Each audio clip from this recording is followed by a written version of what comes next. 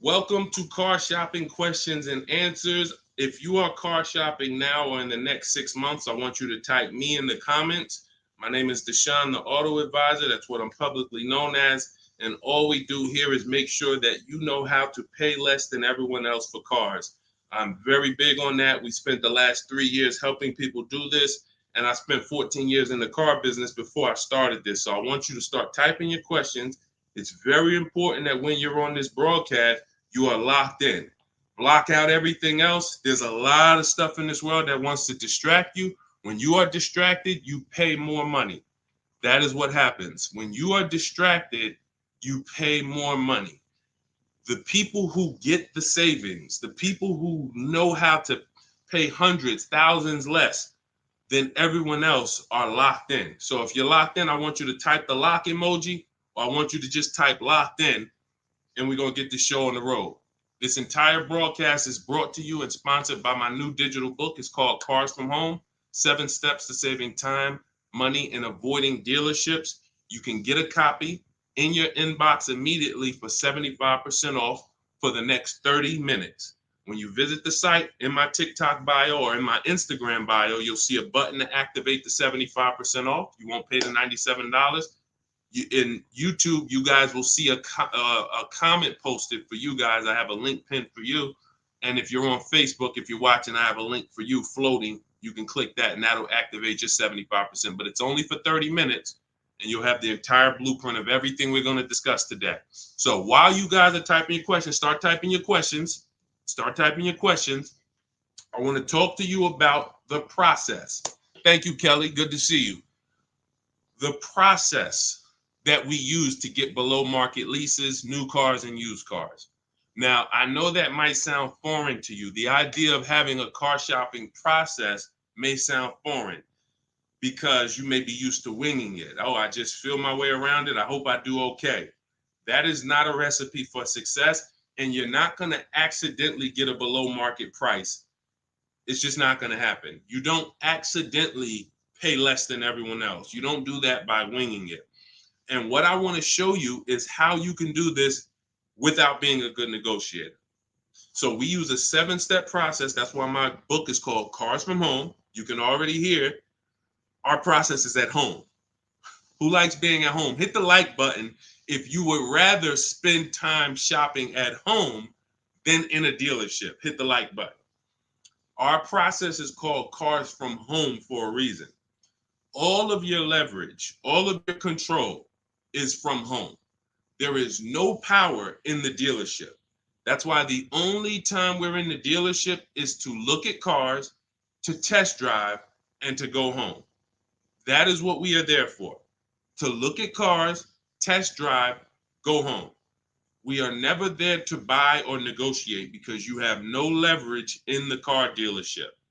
So all of you, if you're like Deshone, I'm glad. Like, I hate being in car dealerships. You're going to love what we talk about over the next hour if you lock in. If you lock in. Again, if you're locked in, I want you to type the lock emoji, or I want you to type locked in, because I only want to talk to the people. I'm only talking to you. There's tons of people that's going to come through this broadcast. They know they're buying cars this week, this month, next month. They just going to wing their way through it, and they can't lock in. And I pray that we can get them to lock in so that they can see. Because listen, watch this. What y'all going to see me sharing throughout this whole show is really the people who've been locked in before you guys. Look, people like Adina. She just graduated, got her 2024 Hyundai Elantra. She decided the lease was the best way to go for her. She's paying $365 a month, no money out of pocket. $365 a month. I know people right now. In fact, this reminds me when I was young, when I had my first, I got a Pontiac G6 lease. It was $256 a month. A friend of mine bought a car just like this, a Toyota Corolla. They were paying $500 a month. So you talk about 365, 500 and change. These are major. And now to buy a Toyota Corolla would probably be more like close to the $600 a month to buy a new one. So we're going to talk a lot about our structure here. So let's get into it.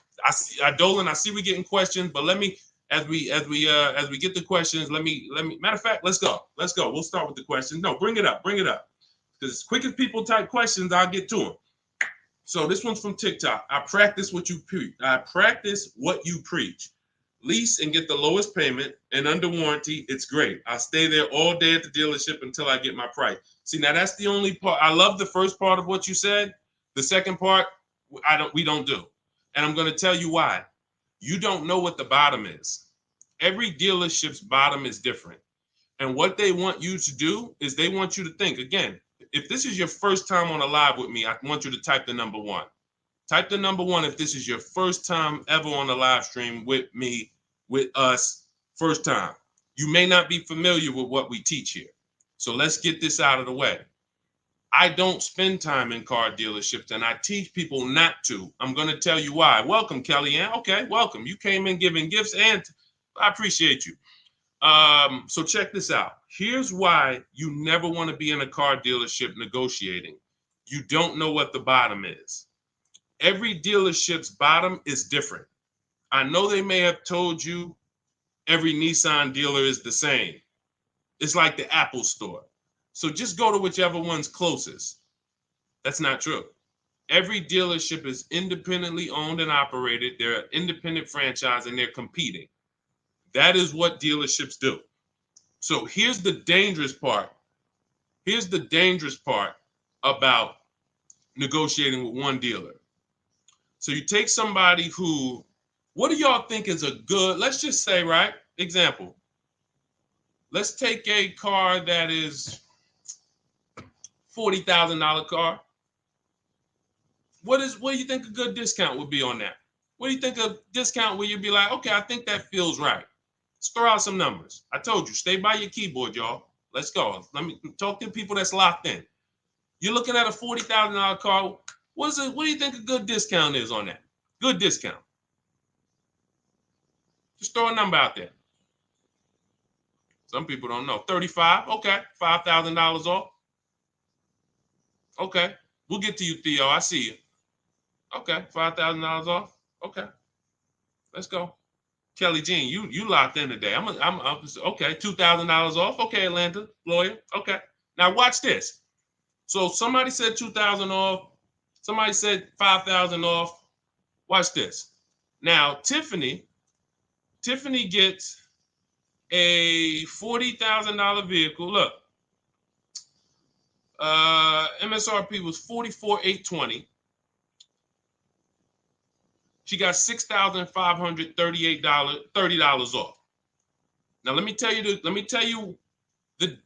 you how she guarantees that's the best deal. Multiple offers. If you're in a dealership where the market price of the vehicle is everyone's charging $5,000 over sticker, $3,000 over sticker, $8,000 over sticker, then maybe a $2,000 discount is the best in the market. But there's no way for you to know that without multiple offers. Like, look at Eddie. Eddie was shopping for a Toyota. He bought it. This was last year. He bought it and he said, look, I went with the perfect purchase route, which is a strategy I teach. 2023 Toyota Camry hybrid with all the bells and whistles. Initial quotes were over 10,000 over MSRP. So if any of you are familiar with this vehicle, the Toyota Camry hybrid, dealers were charging people ridiculous money, and they still are. He ends up getting a $2,086 discount after he looked at multiple offers. That is the name of the game. You can't, because now let me show you a little bit more of why we must get multiple offers. You can't feel for the bottom. Look at this. When you look at somebody like Kimberly shop, she gets a matter of fact, oh no, we just had somebody I want to share with y'all because she saved more money than anyone else I've ever seen. Did I bring her deal in here? Did I bring her deal in here? Hold on one second. Yes, I did. So this is Milligan. This was last week. It was a couple days ago. She gets a 2024 Mercedes EQE. It has a $79,000 list price. $79,000 list price. Now, if she would have went in there and said, well, I'm just going to negotiate my way in, and I'm just going to, let's say she got $8,000 off, $10,000 off. Who would feel like that was a good deal? You go in, you're looking at a $79,000 Mercedes. You know, does your gut tell you that's a good deal or you want more? 10,000 off. Let's say 15. 15 off. And is that a good deal? Come on, tap in with me, y'all. Talk to me. Talk to me. I want y'all to know, because we don't do. I want y'all to know that I'm conservative with what I'm about to tell you.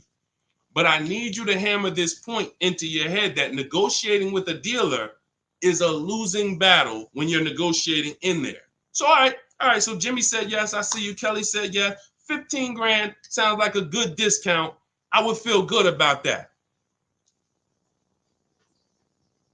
Milligan paid $56,000. If you're on YouTube and if you're on Instagram, you can see it on the screen. She sent me her paperwork. This is what I do. So this is literally, people send me their deals. People who I work with around the country, whether you have my book, whether you're in my program, people send me their deals all the time. She paid 50. She saved almost $30,000 on this vehicle. Brand new vehicle. So what does that tell you? Had you gone in there and agreed to a $15,000 discount, you would have left thinking you did okay, which is the point I want to make before we wrap this question up. The name of the game with car sales, and I did this for 14 years, is not that you win. It's to make you think you won. The name of the game with car sales is to make you think you won. It is a psychological game that when you're negotiating one-on-one with dealers, it's impossible for you to you can't win. So when you step outside and you start to sit back like we do and shop from home, and you learn how to look at the market the way I teach, the way you're going to learn, the more you tap in here, you will understand that your money and your leverage is at home, putting dealers against each other. Not going into one dealer and saying, okay, how much can you take off? Okay, who got that? Type $ if that point makes sense. You cannot feel for the bottom. You cannot say, oh, okay, that sounds good. 3,000 off. That sounds good. 10,000 off. That sounds good. 20,000 off. You can't say that on any vehicle. Now, sometimes your best discount in the market is 8,000. Sometimes your best discount is, like you saw Tiffany a little while ago, 6,000, 6,500. But the only way you can guarantee that that's the best offer in the market is to be at home looking at 5 to 7 offers. And in my book, I teach a strategy called the 25 to 5, where we connect with 25 dealers online, and it literally takes us 20 minutes. I have all email scripts that you send. There's no talking. We use this for new cars and leases. And literally, you will get 5 quotes. That 25 to 5 get you 5 to 7 written offers so that you can see what the market is. And you're going to be amazed to see that the best offer to the worst offer is so far apart. When you're looking at these 5 to 7 offers, you're going to be like, wow, how could these dealers be so different? Because 80% of them are overpriced. So when someone tells you, hey, Tiffany, that's my best offer. Hey, Taryn, that's my best offer. Barbara, Ken, my best offer. They may not be lying to you. That's their best offer. We need their competition's best offer. And that's how we make sure we guarantee the bottom price.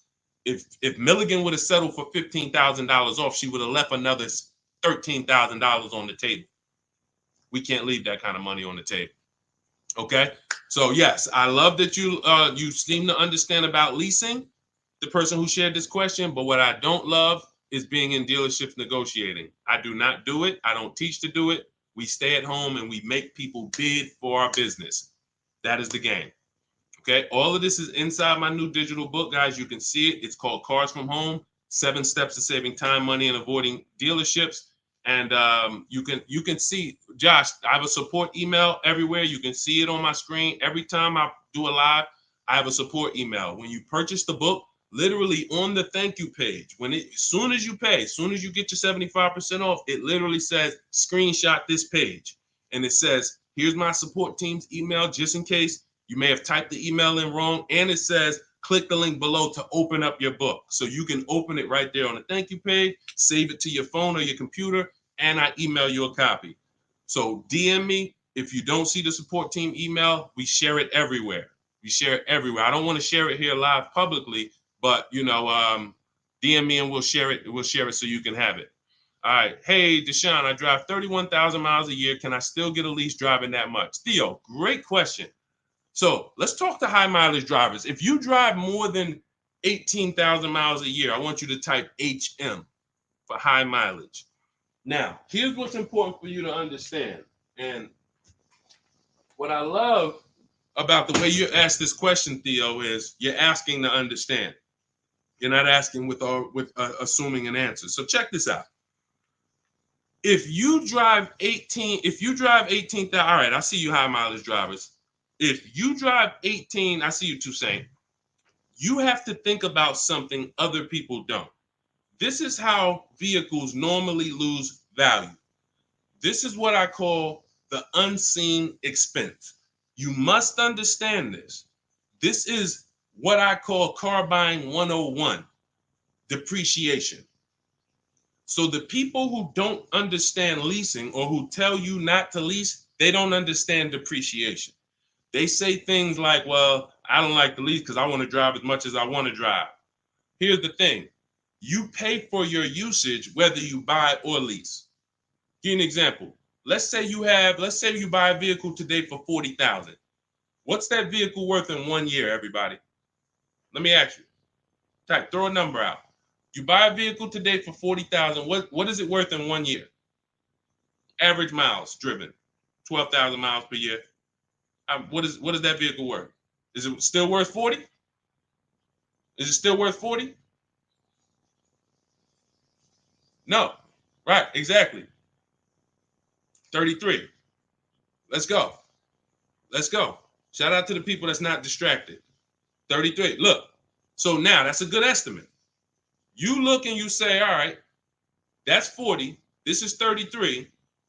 That's 1 year of time I lost $7,000. Had nothing to do with the fact you bought the car. I thought you didn't pay for stuff if you bought it. I thought you could drive as much as you want when you bought it. So let's throw a curveball in for the high mileage driver, because this is the point we're making. What happens if you drive 20,000 miles? What's the car worth? What's the car worth? Instead of average miles, where like, okay, it'd be worth 30. You drive 20,000 miles, it's probably worth 30. Instead of 33, it's probably worth 30. You lost 10 grand of value. So the more you drive, the more you depreciate your vehicle. Does that make sense? It doesn't matter if you leased or bought. If you buy a vehicle for 40 and you put 100,000 miles on it in a year, that vehicle's worthless. You go around and you try to sell it, it's probably going to be worth $12,000 or whatever, $15,000. You destroyed the value with the amount of mileage you drive. So now once you see that, now you can get that, all right, I'm not off the hook just because I paid for my car and I didn't lease it.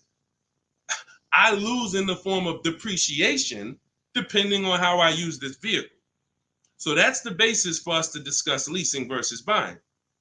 And when you look at leasing versus buying, here's what we're asking ourselves. This is step one in my book. We don't do anything else until we pass this step. How many years are you keeping the next vehicle?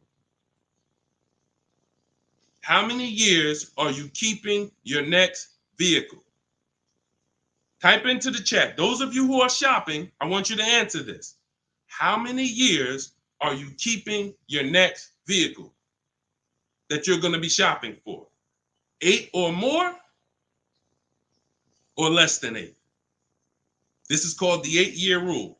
See, I get a lot of people, and I see a lot of you ask, hey, I'm looking at a Porsche Macan. Should I lease or buy? I'm looking at a Rolls Royce. Should I lease or buy? I'm looking at a Honda Civic. Lease or buy?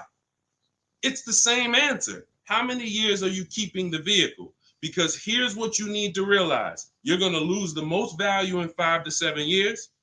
But after 5 to 7 years, after 7 years, the depreciation cools off and you start losing little value.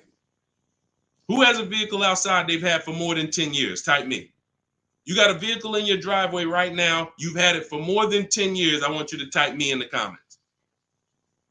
And we don't get many people nowadays. People are not keeping vehicles that long anymore. Okay, I see. Kelly Jean has one. Tiny Boy, I see you. All right, Naturally Dope. Okay. If you got a vehicle right now in your driveway, you've had it for more than 10 years, type me. Okay, I see you, just be you. All right. All right. These are called long-term. Look, been 18 years next month, naturally dope. Now, here's what's beautiful about them. Their depreciation is like this. What does that mean? Whatever their vehicle is worth today is probably going to be worth the same thing next year. I see you, E. Valentine. That means you beat depreciation. See, there's only two ways to beat it. Long-term ownership like them, or with a below market lease. You cannot buy a vehicle, have it lose value for 5 to 7 years, turn around and replace it and think you won.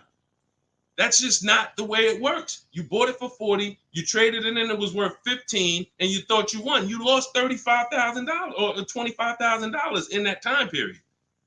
Was there a way we could have gotten that car or a similar car and lost less than $25,000 in that time period? This is what we're trying to do when we're beating depreciation. So if you are a long-term person, those of you who said, yeah, hey, Jose got 10-year Cadillac, had it from 2011, perfect. If that's your plan, you don't think about leasing. But if your spouse says, I don't want to keep a car that long, I don't see myself keeping a car that long, then they shouldn't be thinking about purchasing because they're going to lose in depreciation. So now when you look at what a lease is you have an opportunity to overpay. There's 3 types of leases: market value, above market value, below market value. If you pay market value or above market value, you lost. You lost. Market value or below market value, you lost. If you're enjoying this on TikTok, can y'all just double tap the screen? Just start tapping the screen. You're going to see the likes run up, and y'all just keep running them up. And what that does is it lets TikTok know we talking business over here, brings more people. If you're enjoying it on Facebook and YouTube, can you hit the share button, tag a friend in here so we can help them protect their money? This is about below market lease deals because you've seen commercials that say, hey, you can lease this vehicle for this, $5,000 down plus tax. Those are above market lease values or market value. When you see lease deals that look like this, and this is why I show you people who came before you. Danielle, $44,000 Audi, 2024, no money down, $550 a month. No money down, $44,000 Audi. You guys know, some of you know, every $5,000 on a loan is about $100 per month. So to buy that $44,000 Audi with no money down, we always shop our deals with no money down. And once you embrace what I'm telling you, you'll be shopping with no money down only. That doesn't mean we don't put money down, but we always shop all our deals, purchases, leases, used cars with no money down. Because when you start putting money down, it confuses you. Unless you're really, really good at math. If you're really great at math, then it won't.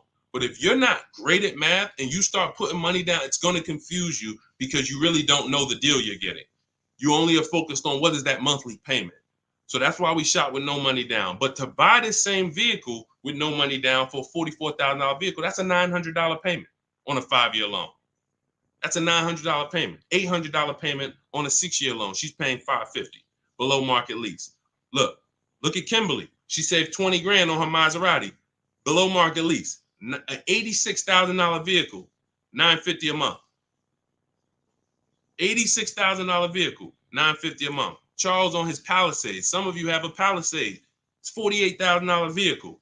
48, almost $50,000 vehicle. That's $1,000 a month to buy. All day long, 5-year loan.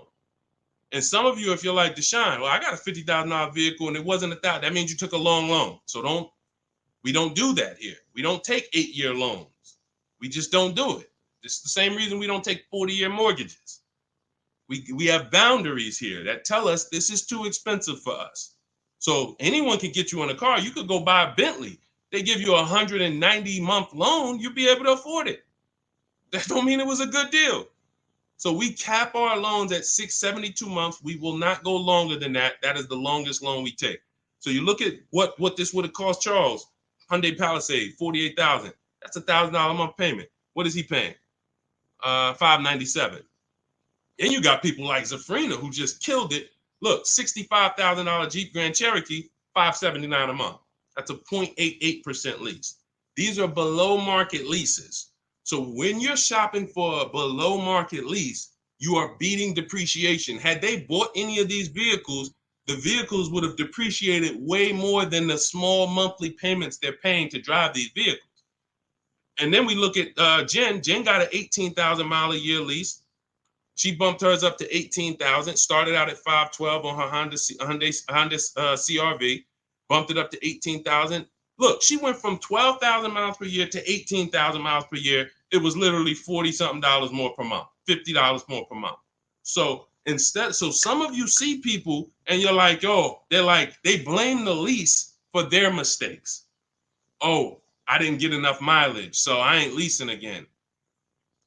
The problem was you didn't get the mileage you needed because you let pennies stop you from actually having a good lease experience. Instead, you saw the payment for 12 and they said, well, if you want 15, it's $25 more per month. And you said, all right, well, give me the 12. Now you have a bad lease experience. You have a penalty because you didn't get the mileage you needed. That wasn't a smart thing to do. But blaming the lease is an even worse thing to do.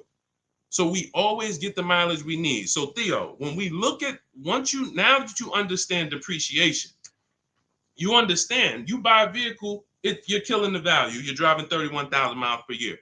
But if you bump your lease up, and I want you to shop for your leases with 12,000 miles, no money down, only first month's payment, taxes and fees in the payment. You get multiple offers. You need to get at least 5 to 7 offers. You could do it manually. You want to call around? You could do that. I do it, and I teach in my book. We do it without talking. Literally everything we do is email. We don't talk to car salesmen. And I'm a former car salesman. So trust me, when I tell you my system is you don't talk to car salesmen, it's better for them and you. When you go pick up your cars from the way we teach, the car sales people are thanking you. They're like, man, this was one of the quickest, easiest deals I ever made. You knew what you wanted. You sent me an inquiry. You gave me enough information to make the deal. We did it in 20, 30 minutes. This was great. I would never develop a system that would make car sales people work hard. It's easy. They love what we do. But at the same time, you got to find the right dealers. And you got to understand, all right, I have to shop with 12,000 miles per year first, and then let me get my best offers. You know, we teach something called the 1.5% rule. We divide the monthly payment into the MSRP. In my book, I have a calculator that does this for you. So literally, when you get my book, 75% off in my TikTok bio, 30 minutes, Instagram bio, 30 minutes, YouTube comments, Facebook comments, you see the link floating. You got 30 minutes to get the book for 75% off, so you won't pay $97. In there, I have calculated, you put your lease quotes into, and it literally spits out which one is the best, and it spits out counter offers that we email back to them. So once you do that, you find your best deal. Is it 1%? Is it less than 1% like Zafrina's? Is it 1.2, 1. As long as it's under 1.5, out of all your offers, you need to have 5 to 7 offers. If it's under 1.5, now you got good value. And now you ask them to adjust it up to 31,000 miles per year. You can absolutely do a high mileage lease. And you are going to spend less if you're a short-term driver. So I told you guys, if you were on the stream the other day, I talked about the guy that came in. He's the one taught me this, a customer. When I worked at Hyundai, I was a manager for a little bit. He came in, he had a high mileage lease on a Hyundai Sonata. I had never seen it. He had 72,000 miles on the car. And I was like, hey, you leased this? He said, yeah, I always lease. I'm in sales. He said, I used to buy my cars. I would always have negative equity. I had to do big down payments. I hated it. I started doing just a high mileage lease. He was only paying like $150 a month more than the normal lease for 25,000 miles a year. So instead of coming in with $10,000 or $12,000 of negative equity because he put so many miles on the car, he pays $150 more, drives as much as he wants to drive, comes back every 3 years, gets a new vehicle. He's not tying up money in these vehicles. Now, for those of you who are going to be long-term, like the people who we just shouted out about 8, 9, 10 minutes ago, that is the deal. You do not lease. You're going to buy, keep that vehicle until the wheels fall off. That's the win. But if you're not keeping your vehicles 8 years, you're overspending by thousands of dollars not leasing. And we prove that over and over and over and over here. I want you to get from being stuck in the middle, either get to the lease side or get to the long-term owner side. Get out of the middle. That's where the depreciation hits are. That's where you lose in resale. That's where you overspend by thousands, and I need you out of there. Okay, that's a great question, Theo. Great question. Go ahead, Dolan. Let's shoot the next one in. Keep typing your questions, y'all. Could y'all keep tapping the screen on TikTok and keep running the likes up? Every time you hear something you like, either hit the like button or the share button. If you're like, man, you know what? Because at the end of the day, look, it's only a couple people that help us move this mission forward. I appreciate it. There's a couple. I love the people who tap in, but I really appreciate the people who share, tell their friends. I see you. Okay? I see you, and I appreciate it. Let's go.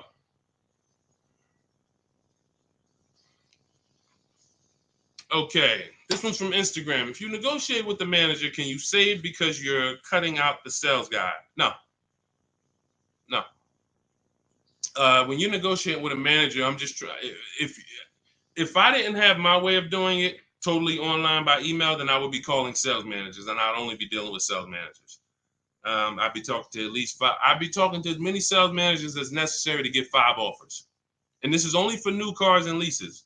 The process for used cars is entirely different. We haven't had a question about that yet, so I'm not going to go into detail with it.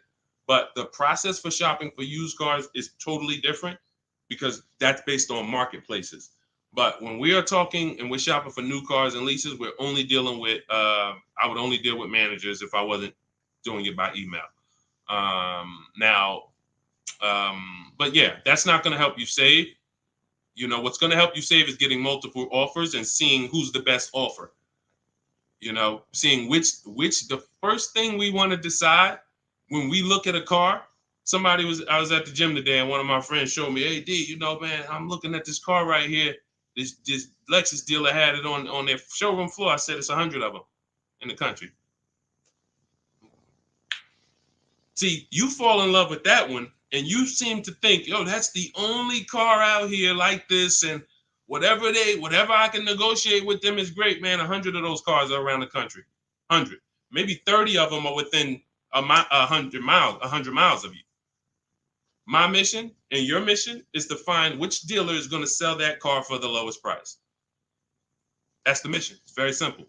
And it's very simple when you're doing it from home. Very simple. We don't negotiate with one car. They're cookie cutter. I don't care if you're looking at the rarest Bentley. There's still a couple of them in the country. Because the more, when a dealer can make you think we're the only ones with this car, they can charge you what they want to charge you. And you're going to say things that are going to be like, charge me more. What does that mean? Oh, man, I ain't seen this one before. Okay, ching, cash register.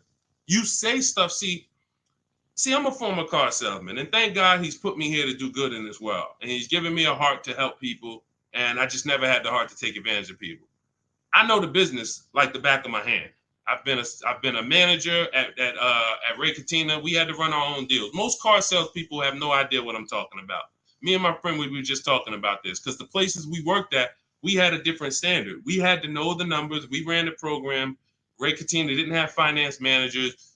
A car salesman who just runs back and forth, no disrespect, but you don't know what we're talking about here. You say, all right, get the customer, go get the numbers. Get the customers, go get the numbers. You won't get that. But at the end of the day, that is like this. When I tell you that when you start putting dealers against each other, it's the only way for you to prove to yourself what I'm telling you is true. I can show you people all day long. I can show you Jen. I can show you Rosalie. I can show you these people ain't me. These people wasn't in the car business for 14 years. Ansley, look, got his car in 2 days. Look, he said I started the process Saturday, made the deal Monday. Got him a 2024 QX60 Lux $58,000 vehicle, $554 a month at home. At home. He wasn't in the dealership for 12 hours to get this ridiculous price. I can show you this all day long, but until you see that the name of the game is putting dealers against each other, and when you see how much you're going to save, you'll never go back to the old way. You'll never go back to the old way that you were programmed to shop. You weren't taught to shop that way. You were programmed to shop that way. Nobody taught you to shop like that. It just was like, oh, I guess I'm going to go get a car. Let me go into the dealership. No one told you to do that. It's an indoctrination process. So you got to get the mindset first. Biggest thing. That's why that's why there's a couple things that I do to let you know it's mindset first. Without the mindset, you can't get what we're talking about. Unlearn, relearn. That means you got to unlearn what you were taught. You got to unlearn what you do. If it's not working, unlearn it. You can't relearn it until you dump the old stuff. Cars from home. That's the mindset. That's the mindset. Anytime you're spending more than a couple minutes in a dealership, you got to ask yourself, I'm definitely not doing cars from home. This doesn't feel like cars from home. If you're home more, then you should be feeling like, okay, this is cars from home. And all of this is in my, if you like, guys, you don't want to remember all of this, you just want the step-by-step blueprint, that is my new digital book. It's 5-star rated. You can Google it. It's called Cars from Home, 7 Steps to Saving Time, Money, and Avoiding Dealerships. You can get your copy for 75% off in my TikTok bio, my Instagram bio, the YouTube comments, or the Facebook comments for the next 30 minutes. After 30 minutes, price goes back up to $97. And it is worth every penny at $97. People saving $5, $10, $15, $20,000, never spending more than 30 minutes in the dealership. They pay $97 all day. We sold tons of books for $97, but $24 is better. So go ahead, Dolan, shoot the next one up. All right. This one's CPB013. Is the online price the lowest they will go on a used car? All right, so this is a good question. Is the online price the lowest they will go on a used car? If I've narrowed it down and I see a car that is priced lower than everything else on a used car, now we're talking about my multiple marketplace strategy, because this is how we look for used cars. We're looking at all the marketplaces. Everywhere there are used cars at, we're looking at them. Cars.com, Carfax, Car Gurus, Auto Trader, CarMax, Carvana, Driveway, eBay Motors. 8 marketplaces. We open these up, we start our accounts. Once we narrow it down based on title, service records, accident history. We cannot, hold on. I got a feel TikTok is telling me, let me just, hold on. Can y'all still see me on TikTok? Give me a thumbs up. Give me a 1 if y'all can still see me on TikTok. Give me a 1. I just want to make sure. I just had a pop-up message on TikTok. All right. Thank you, Tiny Boy. Appreciate it. Okay, so you do not buy a used car without making sure you see the service records. There are a couple big things, couple major things when you're buying a used car you need to do besides price. I'm telling you this. We tend to focus on price. We must get a quality car and a below market price. One without the other is a loss. If you tell me, Deshone, man, I used your strategies, I shop, I paid below market value, I know it, I saw this was the lowest car within 100 miles, but the car is in the shop every 3 to 6 months, that's a problem. We lost. So we must get both. So we narrow this down based on service records. As of right now, Carfax is the only one I know that shows service records. So now you can pull this and you can use this on your actual, you can use this as a last case when you narrow it down. Now in my book, it's only one strategy I don't share publicly. It's my secret strategy to get free Carfaxes. I share everything else, but that's my secret sauce. So that's in my book. I'm not going to do that here. And I'm going to tell you why. One Carfax covers the price of the book. So, those of you who want my secret strategy on getting free Carfaxes, that's in my book. But once we get the Carfax, we can see the service records. If the service records aren't consistent, do not buy the car. That's my recommendation. I don't care how good it looks. I don't care if he tells you, hey, I used to change the oil. I changed it myself. Without proper service records, the engine could go before it was supposed to go. The transmission could go before it was supposed to go. Like, this is literally the worst thing you can do. And you don't want that. Okay, let that be a deal breaker. No service records, deal breaker. So another thing you do is you type the vehicle into Google. If you're looking at a 2017 Kia Optima, what you do is you type in 2017 Kia Optima reliability. Skim the articles. Just skim the first page. It don't take you 5 minutes. Look for any red flags. Owners report electric issues. This vehicle has less than average reliability. Once you skim that and you see you're either going to eliminate that vehicle or it's going to pass, after you do that, I want you to type in 2017 Kia Optima longevity. Now you're going to see websites that look at engines and transmissions and what owners say in the long term. And it'll say these vehicles may last 200 to 300,000 miles. This is how you get quality. Again, you cannot get a great price and then not a quality vehicle. It's a loss. We got tons of people, you may have had that issue. You felt like you were doing good, and then all of a sudden your car's having problems. Whatever price you paid for it doesn't matter. The car's having problems. So this is how we prevent that to the best of our ability. So you type in longevity, you may see owners report transmission issues at 80, 90,000 miles. If you're looking at a vehicle with 70,000 miles, isn't that important? Type dollar sign if you understand. If you're looking at a used car and it has 60,000 miles, you do that quick search I just said, and it says owners report transmission issues at 80, 90,000 miles. Wouldn't you want to know that? Quick search. This is 10 minutes to say this is free. Free things that take no time, that save you thousands of dollars and headaches and money and all of this. So now, once that's happening, we look at the prices. Now we look and say, all right, is this the lowest price on the market? All right. Are they going to charge any fees? This is what we need to know, CPB. Because some people will put a price online. Who's experienced that? Who's had a dealer that they saw a price online, they went in, and then it was a different price? Type me if you've had that happen to you.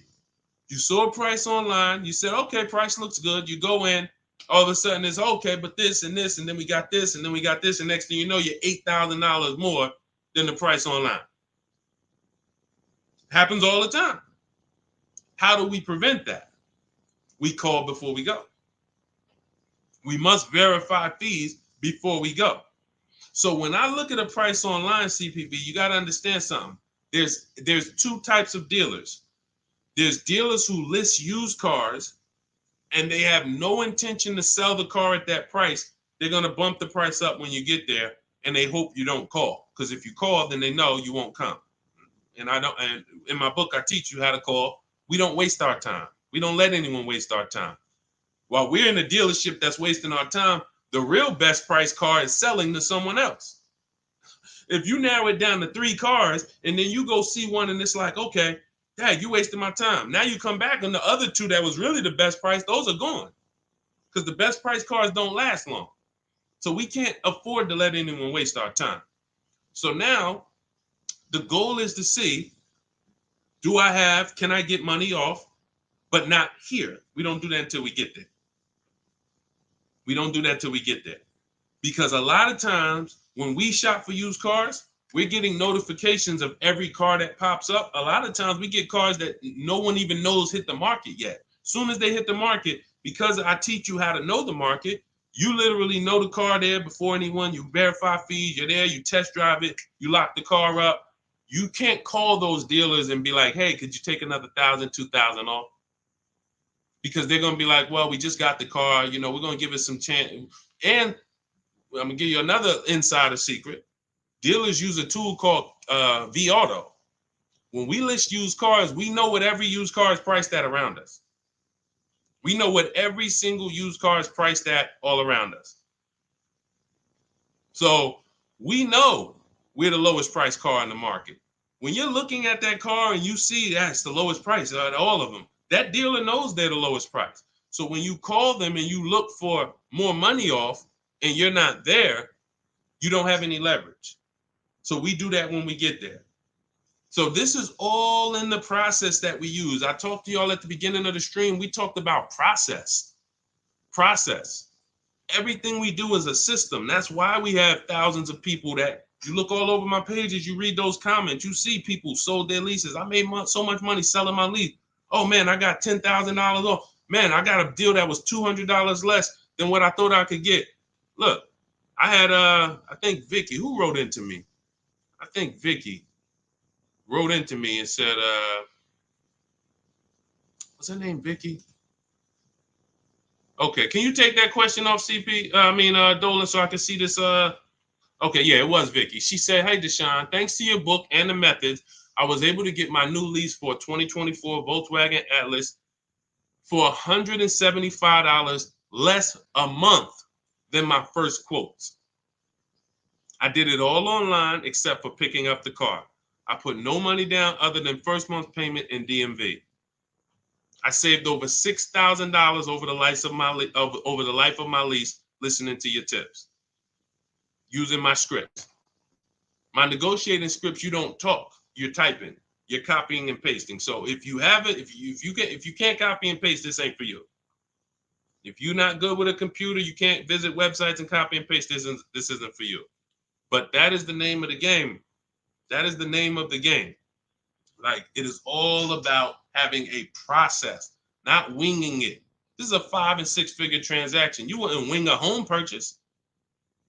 I don't care if you found the least expensive shack in the country. You found a shack that was $40,000. And you're like, man, I want to buy that shack. You wouldn't wing that process, right?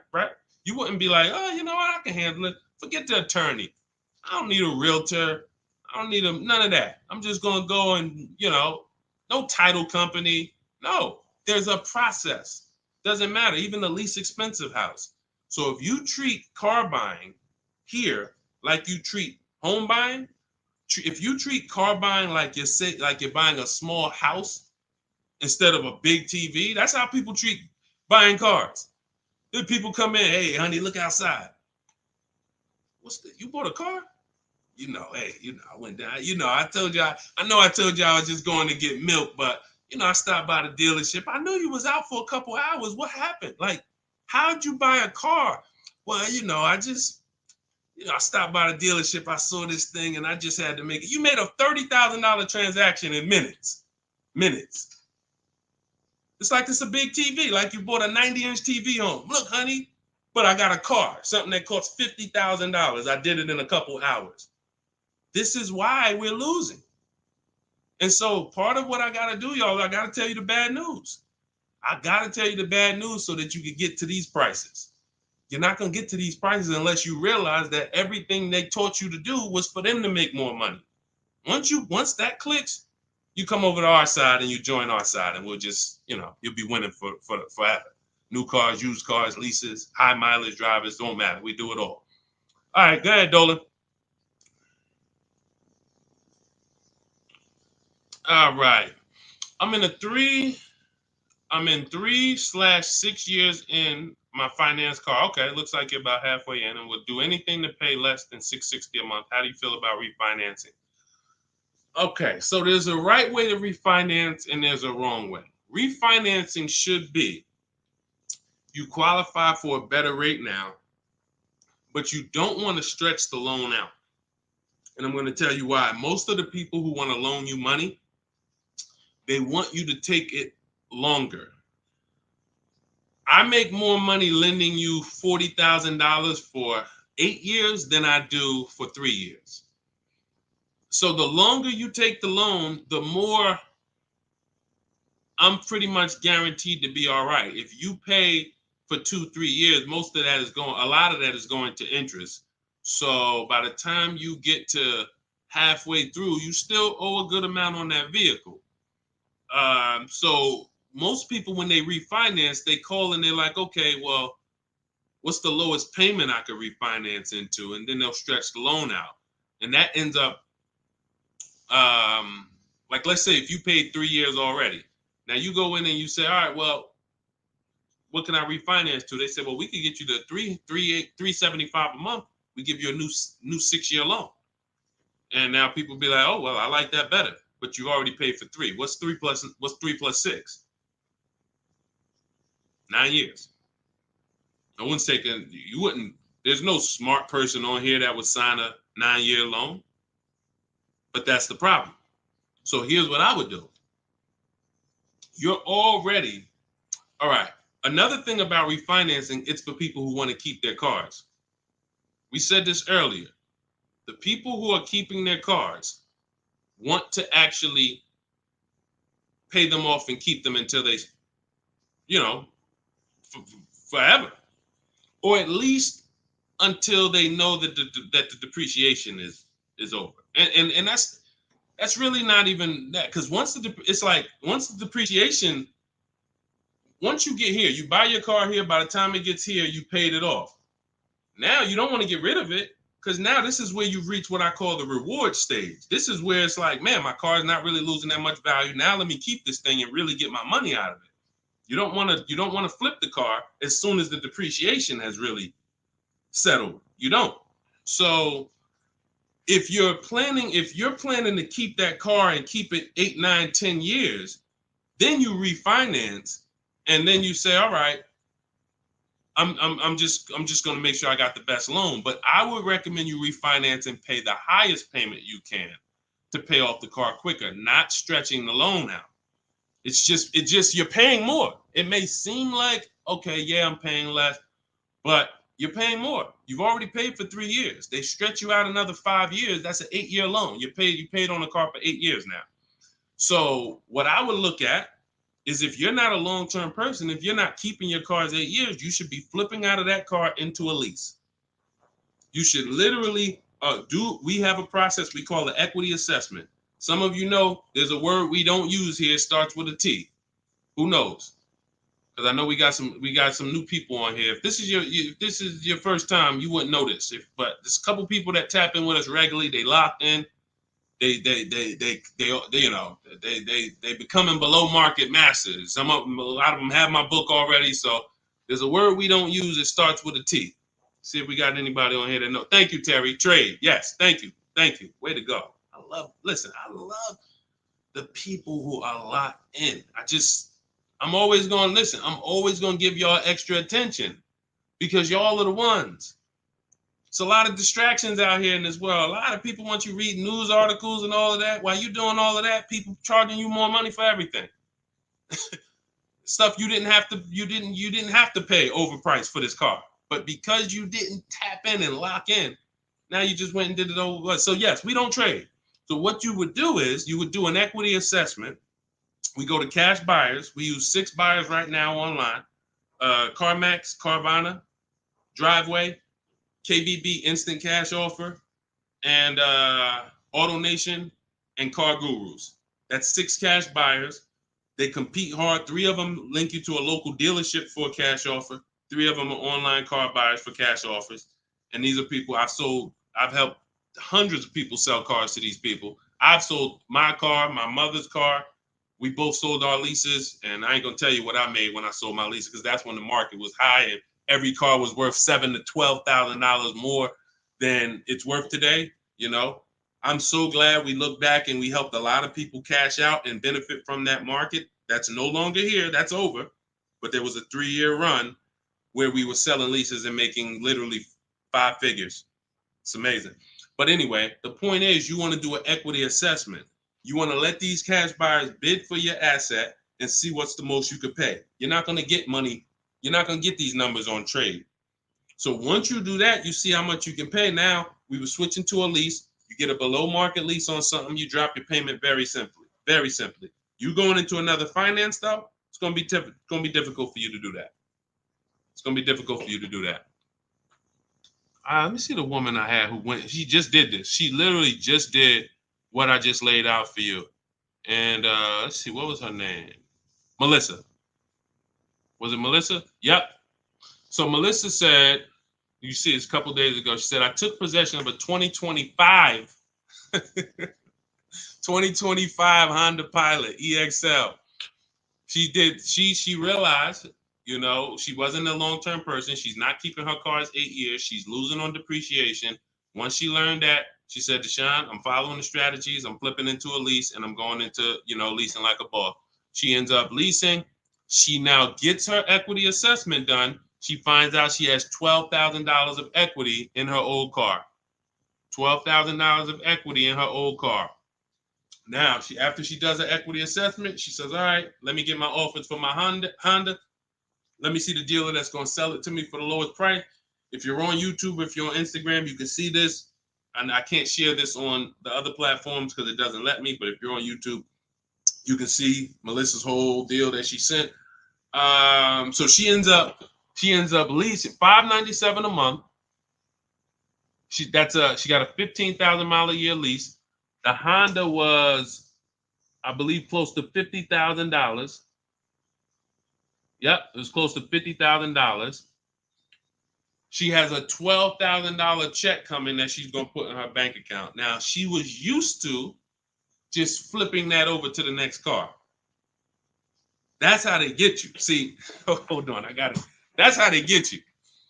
She's used to going into the dealer. What's my old car worth? Who's done this? If you'll be honest and say, ouch, you've done this. If you can't say amen, say ouch. That's what my old pastor used to say. You can't say amen, say ouch. When you look and you go, what's my old car worth? I want to use that for a trade. I don't want to put no money down. That's why I got my old car. Now what'll happen is that old car, you just flip the finance, and now when you hear the payment, it's like, okay, I guess the payment's not that bad, but you don't realize your old car was a $10,000 to $12,000 to $15,000 down payment that just stacked their profit, and now it's all types of bad. It's because it's too much money for a person to control. It's too much money. When you go into a dealership to trade and you need a loan, that's 3 transactions you're giving to the dealership. 3. That means I want to sell you my old car. That's 1 transaction. And instead of me making people bid for my old car, I'm just going to give it to you. I'm going to just have you be my only offer. Even though I know, well, you don't know, that's why you're not doing it. Even though there's tons of other companies who want to compete to say, hey, wait, we'll pay more than that. We'll pay more. They're giving you 10 for the trade. We'll give you 13. We'll give you 12. Like, you don't know these people exist. So you're now giving that to the dealer. Now you say, and I need a loan. You don't realize there's banks and credit unions that want to compete all around you. Hey, we could do a better rate than that. We could do a better rate than that. In my book, I teach something called the bank bidding war, where we have all of these people bid for our loan, and it doesn't affect our credit. There's a particular way we do this. It's a bank bidding war. They give you a window to shop. Now, you can't let dealers run your credit and just run you, that's different. I'm talking you rate shopping. But you're giving that transaction to the dealer without shopping it. And then you're buying a car from them, even though there's other dealers who have the exact same car that you're not getting prices from. That will sell you the car for $3,000 less, $5,000 less, $8,000 less, $15,000 less. You won't know that because you're just dealing with this one person. So that is what happens most of the time. That's why when you step into our way, you see it's totally different. You can't even mix what we do here with how y'all do it. You can't. It's oil and water. So that's how Melissa did it. The same way I just told you to do it. She said, you know what? I'm not buying these cars anymore. I'm not keeping them 8 years. If I'm keeping a car 8 years, then I'll shop to buy again. Again, for those of you who just came on the stream, if you are keeping your car more than 8 years, your next car, you shop for a purchase. New car, used car, purchase. But if you cannot tell me 100% you are keeping the car 8 years, you should be shopping for a lease. It's not even close. The prices paid, the quality of vehicles driven, as long as you're getting the right mileage you need, it's the best thing ever. New cars, and we're paying cents on the dollar compared to everyone else. But you have to bid these out. Can't walk into a dealer and say, hey, work me a lease out. You're never going to get these prices. Never. Go ahead, Dolan. Next question. All of this, for those of you who like Deshone, listen, I love what I'm hearing, man. It's no way I'm going to remember all of this. This is all in my blueprint. I'm not winging any of this. Everything I'm teaching is out of my step-by-step book. It's a digital book. It's called Cars from Home, 7 Steps to Saving Time, Money, and Avoiding Dealerships. You can get your copy for 75% off for the next 30 minutes. Now, if you visited the website already and the timer started, that means once that timer hits 0, it's not, you don't get 75% off. It goes back up to $97. So you won't get the $24 price. But if you get there before the timer hits 0, in my TikTok bio, in my Instagram bio, you can get your 75% off. It'll be in your inbox before we even end the stream. It'll be in your inbox in 5 minutes. Now, also, we have a link in the YouTube comments pinned for you to activate your 75% off, as well as a link floating on Facebook or in the comments for you to activate your 75% off. But once you get your book, I want you to screenshot the thank you page. One, it says right here, click below to open your book. So you can open the book and save it to your phone or your email right there. But then I also email you a copy. But sometimes you type your email in wrong. We have a great email system. We've delivered over 10,000 books, but we can't send a book to the wrong email. And that's what usually happens. So I want you to screenshot that page so you'll have my support team's email. And depending on where you're watching, you'll see the support email on the screen. But this is only for book delivery. This is not for questions. I don't do questions through email. All right. Jimmy, thanks. Just got the book. Can't wait to read and learn how to get a great deal on my next car. Congratulations. Use it, win. Follow it step by step. Don't change a thing. It's like McDonald's. I promise you, the reason why we have hundreds of people, I've worked with 2,000 people personally, and we probably got thousands of people that I don't even know about. Hundreds that have written me, text, DM me, emailed me. But I know we have thousands of people who've used our strategies to get below market prices and enjoy the car shopping process. Like, enjoy. How about that? How about, yeah, great to pay below market prices, great to save thousands of dollars. How about enjoying something, enjoying a process of something that you're about to spend 5 or 6 figures on? Not like, oh, just get me out of here. I've had people who I've seen them. I see them at the dealership when I was in there. They can't wait to get it over with. Oh, I hate this. It's a shame.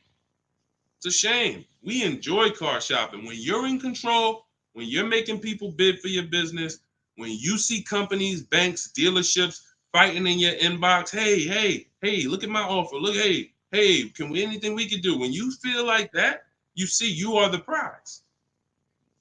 You see, you're the prize. Your business is the prize. The way we shop, we're the prize. The way you've been taught to shop, you're begging. You're just begging. Come on, can you take off another 1,000? Come on, you really gonna lose a deal over, $20 a month? Come on, I know you can do better than that. You're begging. Mm-mm. Mm-mm. Yeah, congratulations, Jimmy. Keep me posted and make sure you email me your deal when you get it. I can't wait to see it. Go ahead, Dolan. Got a time for a couple more. All right, let's get through as many as we can. Let's go. Just be you. What's average credit score you need for a good lease with no down payment? I would say I like to see people around 670, 660. Depends on the vehicle you're shopping for. Now, there's some vehicles that won't let you be their first lease. If you've never had a car loan, you need to have a car loan. Mercedes was big on that. They wanted you to have a car loan or lease prior to them. But usually a 680 could get you approved tier 1 for most vehicles that I've seen. Now, it's not all about credit score. It is. I have something in my book I call, it's called, leasing and credit. And what I tell you is it's about profile. It's more about profile than just score. Profile is like nothing gets you approved for a lease like a paid car. If you paid on time for a car you have now, even with a 640 score, if they look at you and see, wait, well, she's never missed a payment on her car in the last 5 years.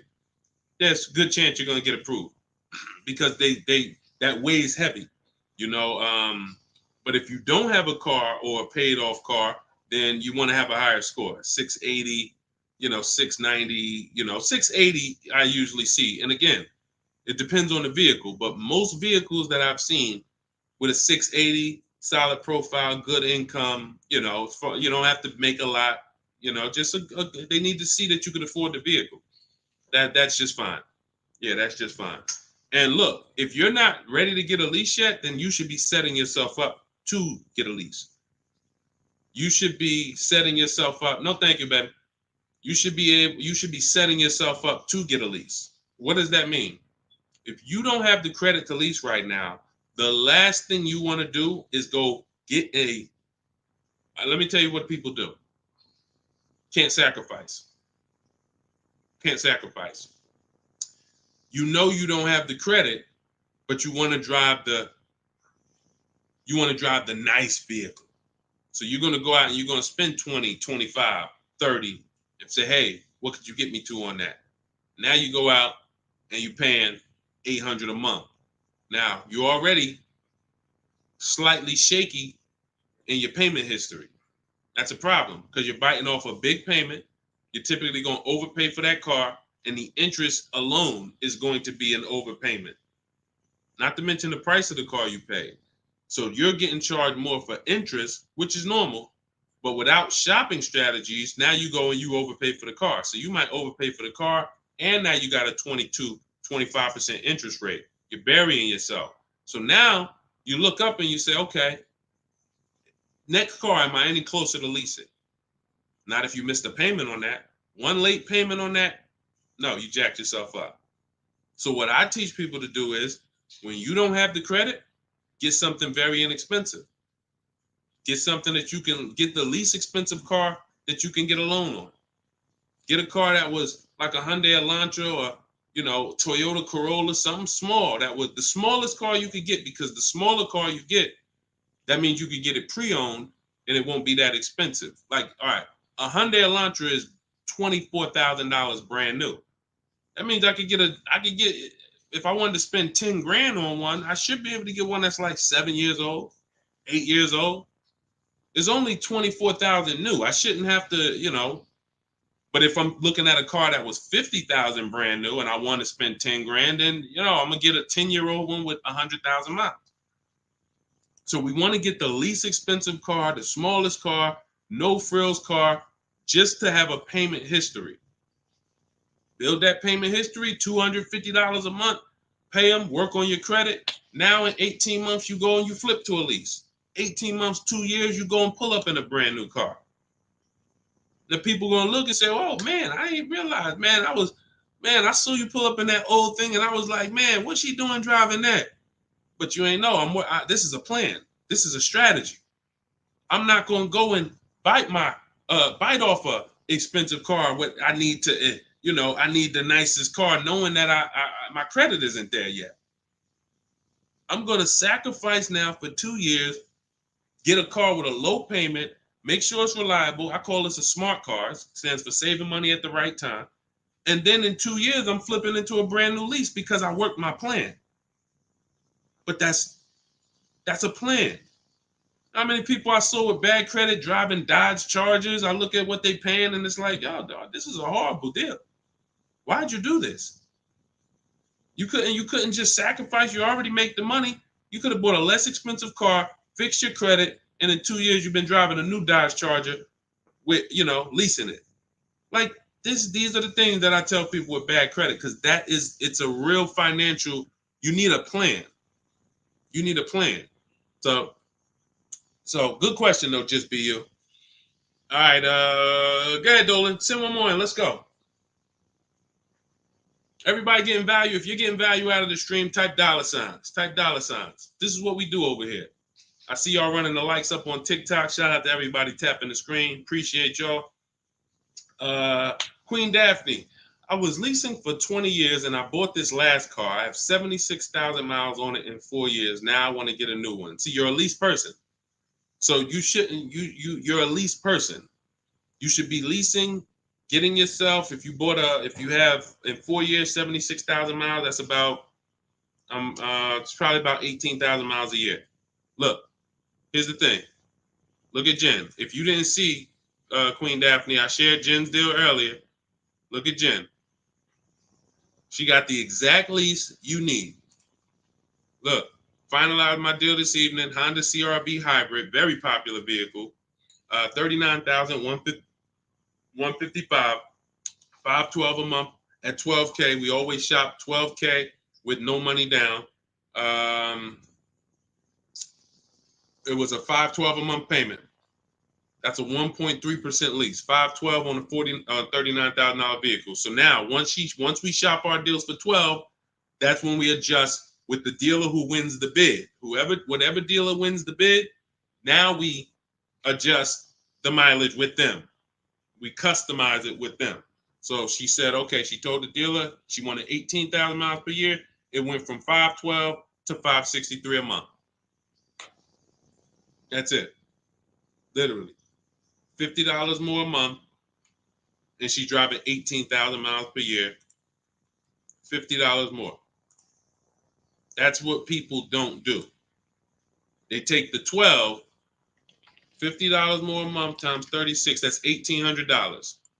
$1,800. $1,800 over a 3-year period. $50 more per month. She gets what she needs instead of a person who says, well, I really needed 18, but I got 12. So you got 6,000 less miles than you need. Multiply that by 3 years. That's 18,000 miles over you're going to go.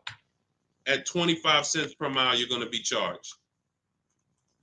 18,000 miles over at 25 cents per mile is $4,500 penalty. This is what we call penny wise, dollar foolish. Penny wise, dollar foolish. I'm going to pay $4,500 at the end to avoid paying $1,800 over 3 years. Y'all understand? You understand? It's always about getting the mileage you need. It's always less expensive to get the mileage you need because people think they can avoid that. They think, some of it is the dealer's fault and some of it is the person's fault. The dealer may lie to them and say, hey, if you go over mileage, don't care, just come back and we'll get you out of it. They're just rolling that $4,500 penalty over to the next car and burying it and stretching it out. That doesn't go away. You cannot, because you know why the dealer has no control over this? Because the dealer has nothing to do with that. It's the bank's vehicle. The bank is expecting you to bring back the vehicle with the mileage you said. So when you bring it back and it has 18,000 more miles, you owe the bank. The dealership is out of it. The day you buy the vehicle, that paperwork signed, the check gets cut, dealership gets paid, dealership's out of it. They have nothing to do with the car anymore. It's between you and the bank. That's the bank's car. That's why when you drop off a lease, you pay a disposition fee to get the money, to get that car back to the bank where it belongs. The dealer has to transport it to the bank. It's their car. So it's always, we always shop for what we need. And it's a small amount of money. So what you do, Daphne, is you do your equity assessment. We talked about it. If you missed it about 10, 15 minutes ago, you can go and watch the YouTube replay. Or if you want everything I teach step by step in my book, it's in my digital book. You can click the link in my Instagram bio or in my TikTok bio. You get 75% off, so you get the steps for $24. As long as you get there before the 30-minute timer goes to zero. But what you do is you do your equity assessment to find out the most money a company will pay you for your current car. See if you have equity or do you have negative equity. And once you do that, now you move into shopping for your replacement lease. And it's simple. You separate those two transactions and you'll be just fine. And it's very, very simple. But I wouldn't, unless you're keeping your car 8 years, don't do this. And this happens a lot. People who love leasing, enjoy leasing, and then all of a sudden you buy something and it's like, nah, you know what? I really want to get back to leasing. That happens. I did it. And I broke my own rule. And here's the thing. When you break your own rule, y'all see, because I'm about to replace this truck, because I thought I was going to keep it 8 years. This is why you have to know. When I bought this pre-owned Infiniti truck, I got a great price on it. Saved 42% off the original price. That's another thing we do with used car. We must know what the original price was to know if it's a really good deal. We didn't go into detail on that in this show, but that's a big deal. You cannot. How do you know you're getting a good price on a used car if you don't know what it was originally priced? What equipment it was, what packages it had in it, what was the original list price, and what's the asking price? That's how we calculate discount. I call that the true value discount. That's in my book. So, but when I got it, I got a great deal on it. Now, when I look at the money that I paid over 3 years, once I get this new lease, you're going to see that I could have just gotten the lease. I could have just gotten the lease when you compare a used car, great deal on a used car, to a lease, they're about the same money coming out your house over a 6-year period. If you got one vehicle and you kept it for 6 years versus 2 leases, it's going to be about the same money on 2 pre-owned cars. Now, comparing a new purchase to a below market lease, totally different money. thousands more for the new purchase, thousands more. We've already hit on that throughout the stream.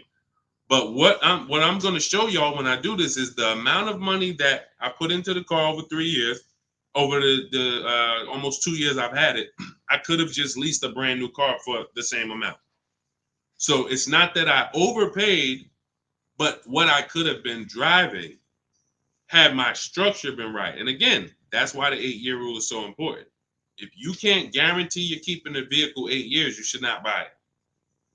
You should be shopping for a lease. That's the name of the game. It's not even a question. We continue to prove that over and over and over again. So anybody, if you just jumped on, you can watch the YouTube replay. You can see all the lease deals that we shared. Again, the message is get from one side, get out of the middle. Get out of the middle. You either want to be on the shopping for below market lease side, or you're a long-term buyer keeping your cars more than 8 years. Everyone who's buying their cars and trading them in, or buying them, paying them off, and then trading them in, you're losing the most money because you're on this depreciation curve. Again, we're just recapping what we covered in the show so far. This is how you're losing value, and then as soon as you get to the bottom where it's starting to cool off, you replace your car and you go do this all over again. So you need to get to one side. You either want to be shopping over here for below market leases, or you're keeping your cars long enough to beat depreciation, like the people we talked about earlier in the show who said they had cars for 12 years, 10 years, 15 years, 18 years. That's the name of the game. You don't want to be leasing and then buying the lease. You're mixing them. You don't want to be buying the cars and then replacing them before they're paid off. You're stuck in the middle. So let's get in the right structure. Again, all of this is out of my new digital book. It's 5-star rated. It's called Cars from Home: 7 Steps to Saving Time, Money, and Avoiding Dealerships. It is the blueprint for below market leases, the blueprint for below market used cars, new cars, high mileage drivers, high mileage leases. Everything you need is in there in a step-by-step fashion, making banks and credit unions bid for your business instead of just going with one bank. Rates are high. Whenever rates are high, you need to be shopping rates. Even when rates are low, you need to be shopping rates. And you're not, this is all money. 2 points on an interest rate literally could be $2,000-$3,000. That's big money. So we need to know this. All of this is in the book, and you can get your copy for 75% off. It is a digital book. So anything that happens new in the industry, I update it. Example, Vroom went out of business. Vroom used to be on our list of people to sell our cars to on the equity assessment, and they were on our list of pre-owned cars. When we would shop for pre-owned cars, Vroom was on our list. Vroom went out of business. I went right into the master file, updated it. Everyone who opens up the book, you never saw Vroom since then. I couldn't do that with a print book. If I had 10,000 copies in print in people's houses, how do we update it when these companies go out of business or when a new website comes into the market?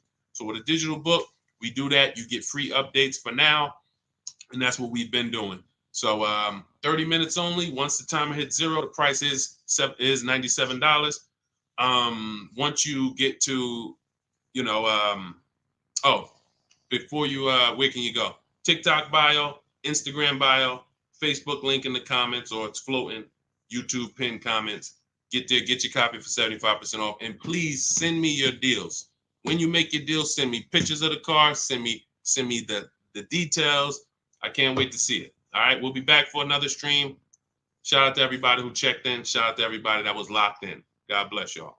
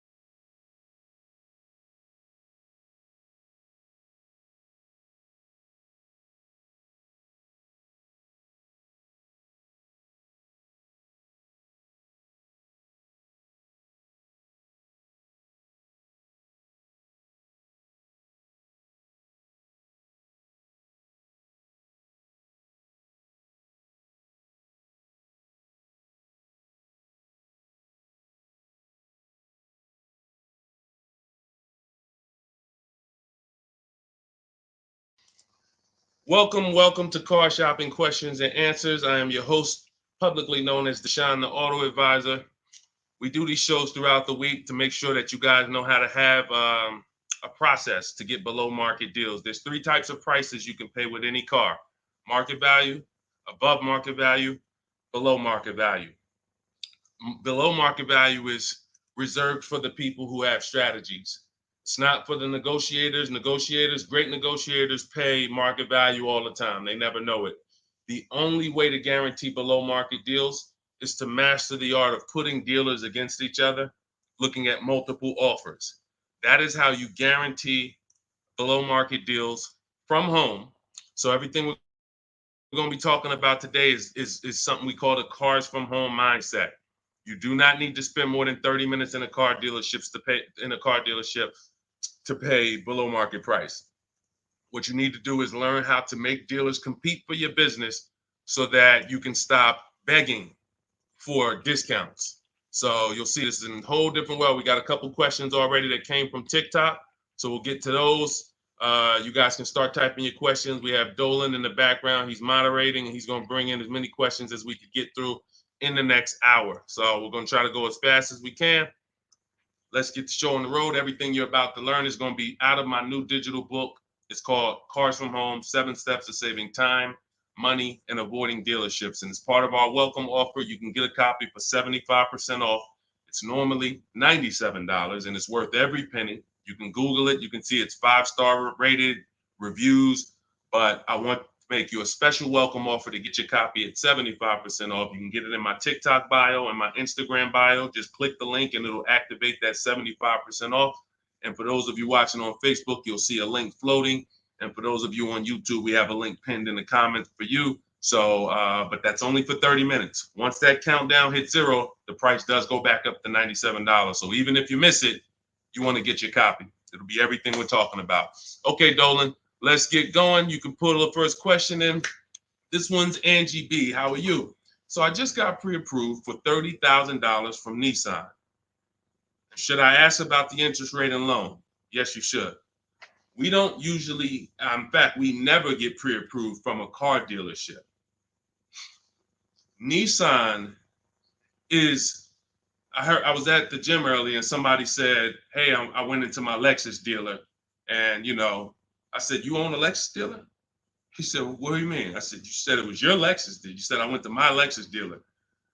I said, that dealer is independently owned and it's for profit. It's not for you.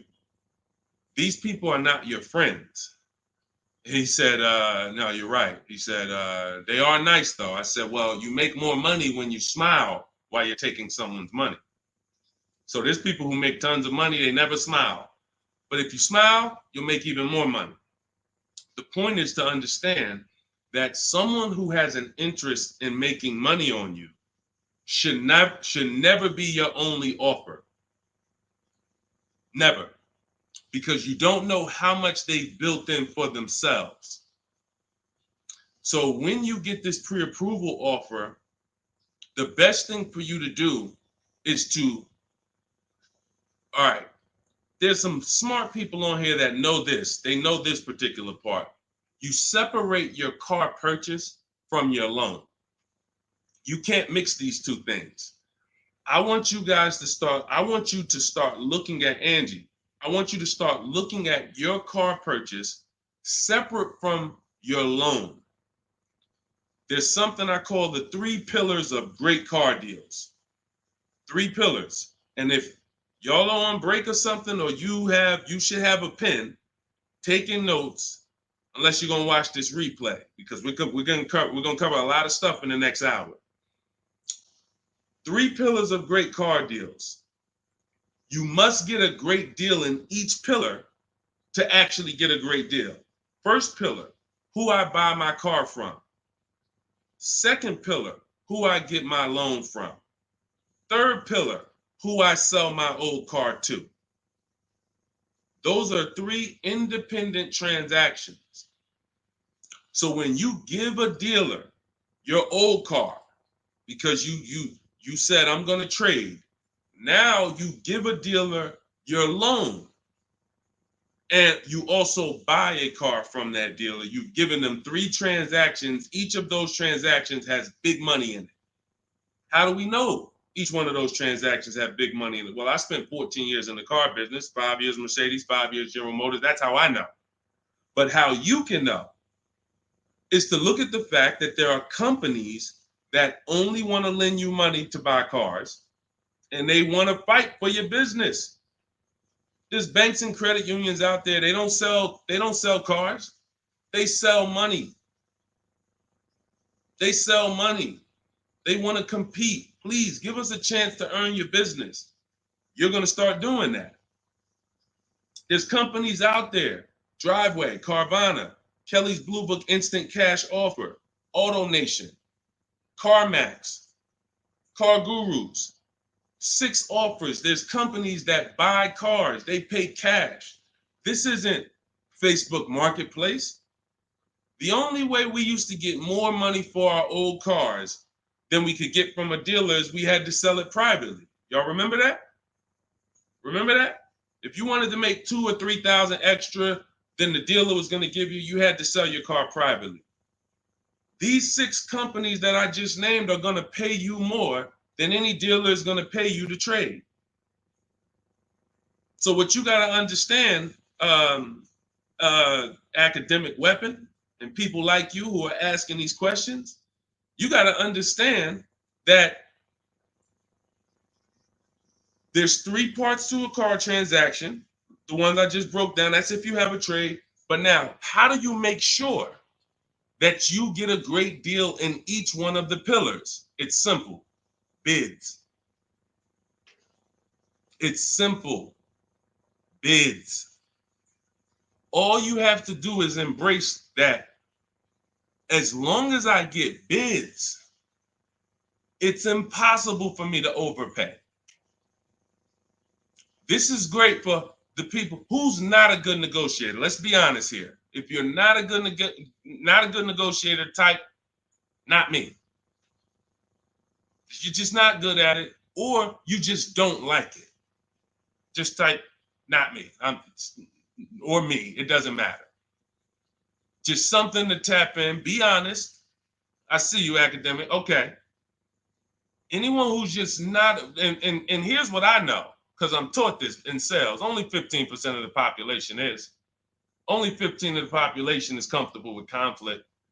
Hey, Terry, thanks for being honest. This is how we're going to win, being honest. So when you look and say, well, if I'm not a good negotiator, how do I get below market prices? It comes back to bid. So everything I'm teaching you is based on a bidding system.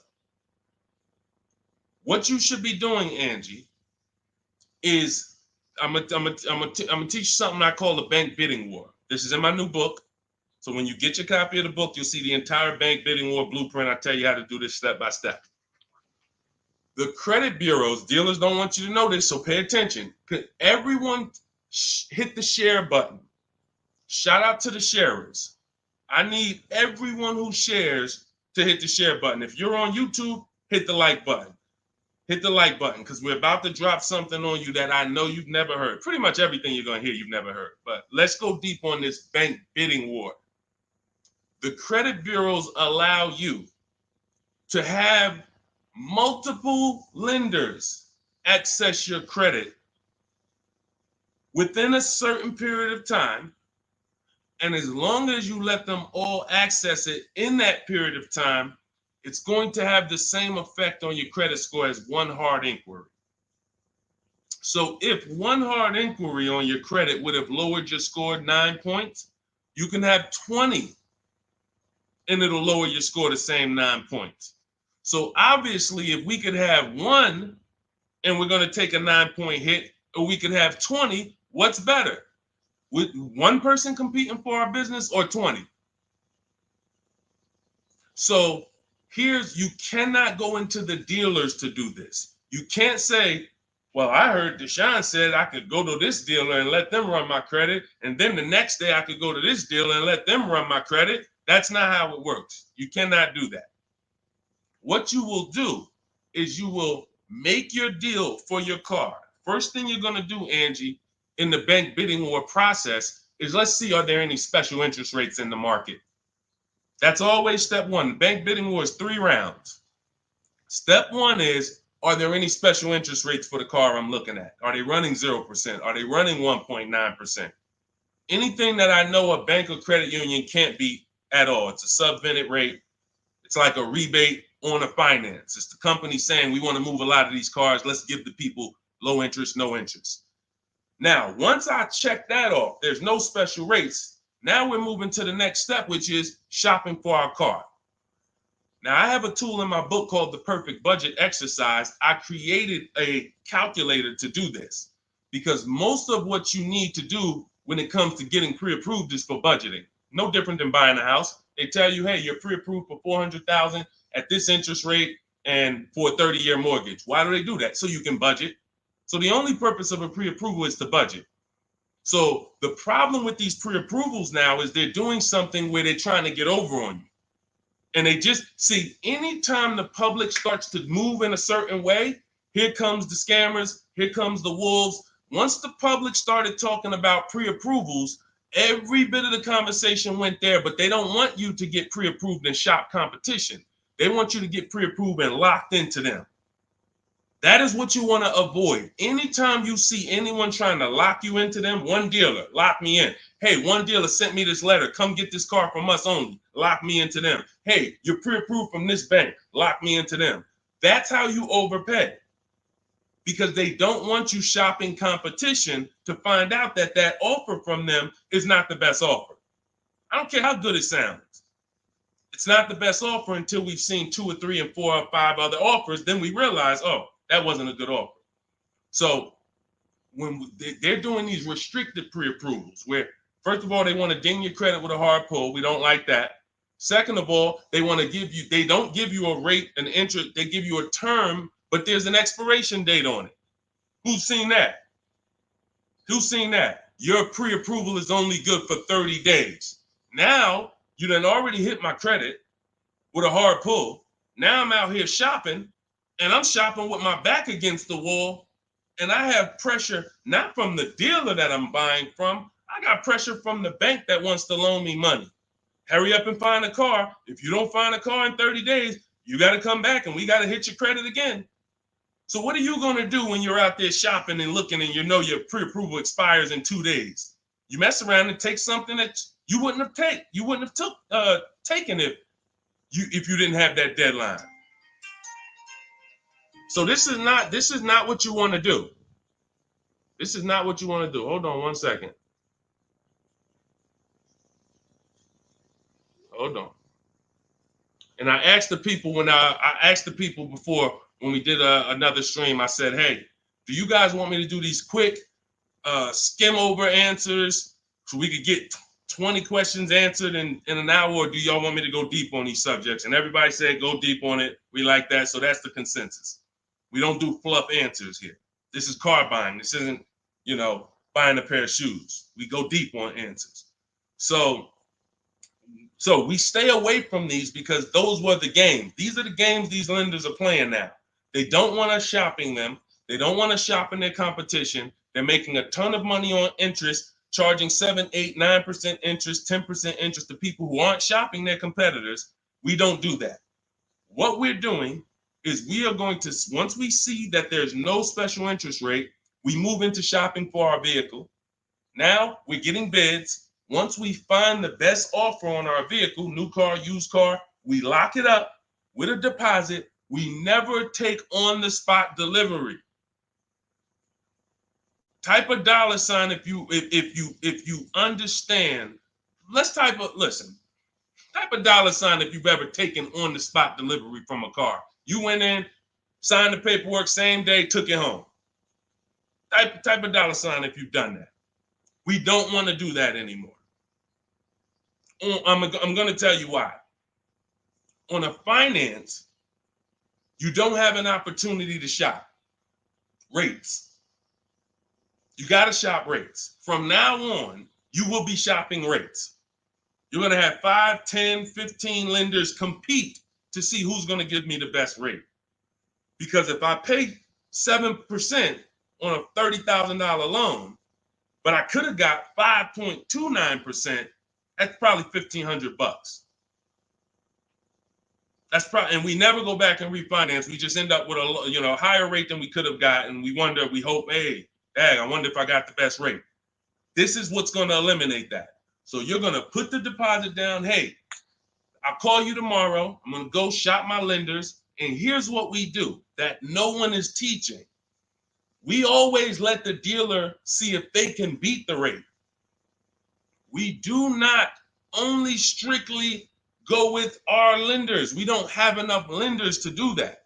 If we had 20, 30, 40, 50 lenders that we were shopping, we got like, I show you how to reach out to about 5 in my book, but the dealer might have another 12, 13, 15. So we want all of these people competing. That way we guarantee we got the best rate. So what I want you doing, Angie, is I want you to not focus on one dealer's offer, one Nissan offer. No, that means nothing. You want to learn to separate your transactions. We've talked about the 3 pillars. You're going to bid each one out. And the best part about bidding is you can do it all online. You can do it all from home. 90% of what I'm telling you, 90% of how we buy cars and the people you're going to see, I'll introduce you to over the next hour. You see a lot of people who've learned from me. It's from home. That's why my entire process is called Cars from Home. The book is called Cars from Home. It's a digital book. It'll be in your inbox in 5 minutes, but you got to get there before the 30-minute timer goes down to get you 75% off. It's normally a $97 book, worth every penny. But for the next 30 minutes, if you haven't visited yet, you can get your copy for 75% off. Go to my TikTok bio, the Instagram bio. Don't miss it. You can come back to the broadcast. We'll be here. YouTube, we have a comment pin for you. On Facebook, you guys can see the link floating. Get your 75% off. That way you have all of this stuff step by step for the rest of your life. And when things update, I update the book. So that's another reason I love a digital book, because things happen, things change, new websites come out, boom, I go right in, boom, boom, update it. I don't charge you. Hey, you bought my book 18 months ago, but here's version 2. Send another $32 to, no, I want people to win. If you want to win, you're going to win with me. That's it. I'm not looking to nickel and dime people. That book should be $500, but at the end of the day, I want people to win. We want to make it accessible for everybody. Go ahead, Dolan, shoot the next one in. Skinner, good to see you, my man. Always checking in. Always good when I see you. What's going on? Let me get this book. Go ahead, Angie. Use it and win. Use it and win. All right. What's up, Yo? Good to see you. How can I get your people to help me out? I'm trying to purchase a vehicle in the next 2 weeks. We have a Shop with Deshone program. It's been out. I shop with people all around the country. So I always say, get in where you fit in. Some people are do-it-yourself people. Anyone who's a do-it-yourself person, we have the master blueprint. It's step-by-step. There's different paths. So you're not reading a book on leasing, buying new cars, used cars, high mileage driving strategy. You're not reading all of that and then trying to see what I do. There's paths. I basically have it like the warp zone. If y'all ever played Mario, if you're on a lease path, I have links in the book to keep you on the lease path. You're not reading used car stuff if you're leasing. It's going to confuse you. So, but that's do it yourself. That's the blueprint. Some people are like, okay, I want to do it with you, Deshone. Can we work together? How can? Yeah, we have that too. And we have to. So I put the information out. There's no excuse. There's no excuse for you 2 years from now being on my live and saying, hey, I'm still trying to figure out the car buying process. There's no excuse. You got a 14-year veteran here who nobody in the industry can control me because I don't work for a dealership. So I tell you everything that I do to buy cars below market value, lease cars below market value. All the people that you see, you guys know, if you've been on any of my streams, you know we share 10, 15 people an episode sometimes who are reporting their deals. So at the end of the day, you get in where you fit in. Get in where you fit in, but find a place to get in. I don't care if you watch all my free videos on social media. Now, once you get my book or you work with me, you can stop watching those videos. There's no point in you watching my videos warning people when you're inside with me and you got my blueprints. So it's just about getting where you fit in. That's all. Go ahead, Dolan. All that information was shot with Deshone. That's all in my bio. That's all in, any of my bios too. So what are the 6 companies to sell your car to? Great question. Make notes. CarMax, Driveway, Carvana, Kelly's Blue Book Instant Cash Offer. Do not use the Kelly Blue Book algorithm site where you just put your year, make, model in, boom. Your vehicle's worth $18,000. Do not use that. That is worthless. The only thing that matters is cash offers. That's all that matters. These are people who literally, they either send an inspector to see the car, or you go to a local spot, have the car inspected, they go and they cut you a check. Like it's like that. They don't negotiate. Sometimes Kelly Blue Book will patch you into a dealer and they'll say, hey, I might be able to pay more if I see it. We don't usually fall for that. We want strictly, hey, there's no used car manager in this world in this country who can't put a number on a car sight unseen. Like literally seeing it, that car is worth about this. That's what they do all day long. Look at cars in auction, make offers, make offers, make offers. So all of this stuff can be done online. And these are the people who pay more than, see, you're not going to, once you use this process, you're getting bids. Remember that. So if you're like, hey, I'm looking for a 2019 Honda Accord, I'm going to show you how to see the entire market. Because the problem is, there's another guy at the gym, because people know me locally, a couple people know what I do, and they'll come up to me, hey, I'm looking at this car. I'm like, look, I don't do this. I don't do this. I don't care how close you are to me. Like, I don't do this anymore. But, you get the same information. We've laid out the path. But he showed me, I just saw this car, though. I was looking at it. I said, there's probably 50 of those cars within 100 miles. There's definitely 50 within 300 miles. So the whole idea, remember, you have to know the goal of the person trying to sell you something. It's to lock you in to them. They want you to think this is the only one. This is the only offer. No, there's cars are cookie cutter. If y'all ever see these new cars come off the truck, you'll understand. Oh, they sent 4 of those black ones. There's 4. These cars are cookie cutter. And all of these dealerships are competing. So when we start bidding and getting bids and we find the lowest price car in the market, we get the lowest offer on a lease, on a finance. I have all of this in my book. We do this by email. With a used car, we go on the marketplaces. We go on, it's like shopping on Amazon or BestBuy.com or Walmart. We're going to all the marketplaces for used cars, and we're just screening it down. We'll talk more about that. If somebody wants to know how we screen down used cars, feel free to ask that question. But the point I'm trying to make is once you have found the lowest car in the market, that dealer knows they're selling that car at the lowest price in the market. So they cannot turn around and beat all of these other offers that Carvana and CarMax and all of these companies made to buy your car. They'll be out of business. You can't be the highest price. You can't pay the highest price to buy people's cars and then pay the lowest and then sell your car for the lowest price. You're just not going to make any money. So what we do is we find the person who wants to buy our car for the highest price. That's step 2 in my books, the equity assessment process. Those 6 companies that I named. We do this with leases too. We sell leases too. I've been talking about this for 3 years, and I know there's still people who like, Deshone, I didn't know you could sell a lease. If you didn't know, type a question mark. If you didn't know you could actually sell a lease and pocket cash if you have equity, type a question mark. So once we do the equity assessment, we've seen this is the company that's going to pay me the most for my old car. Now we're shopping for our new car. This is the company that's going to sell me the new car for the lowest price. 2 pillars. 2 pillars. You see what I'm saying? That's 2 pillars of our car deal. Guaranteed we paid, got the most for our car. Perfect, check. Got the lease car, got the lowest car in the market based on bids, based on multiple offers. This is how it's done. And this stuff takes an app. Like when you guys get good at this, you'll be able to do this in 90 minutes to 2 hours. 90 minutes to 2 hours. I can get any car I want below market value. I'm going to pay less than everyone else. It won't take me more than 90 minutes. You'll get there.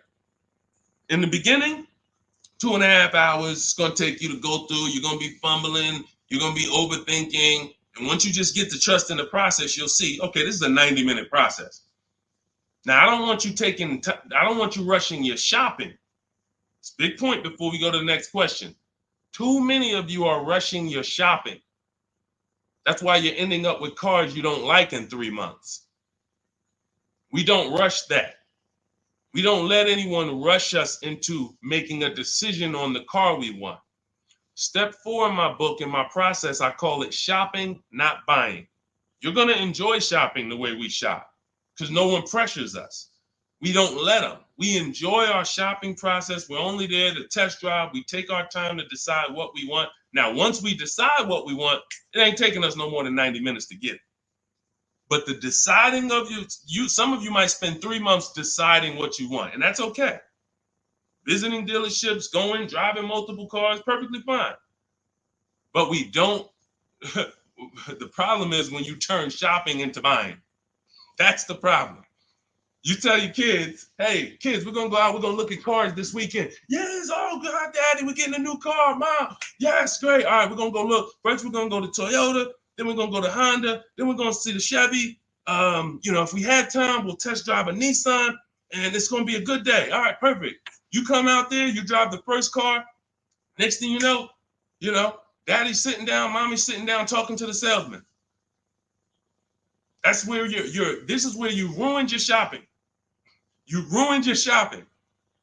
What is Daddy doing sitting down? Why are you sitting? Daddy, I thought we was going to Honda next. What happened? 4 cars we were going to drive. Yeah, but they said we got a good deal. It don't take them long. If you let them catch you, it don't take us long to catch you with something. Hey, we have some great deals today. The manager said this morning, we're not going to turn down any good deal. We're so far behind our goals. Anybody who makes us a reasonable offer today, the next thing you know, you're not shopping anymore. You're talking about buying.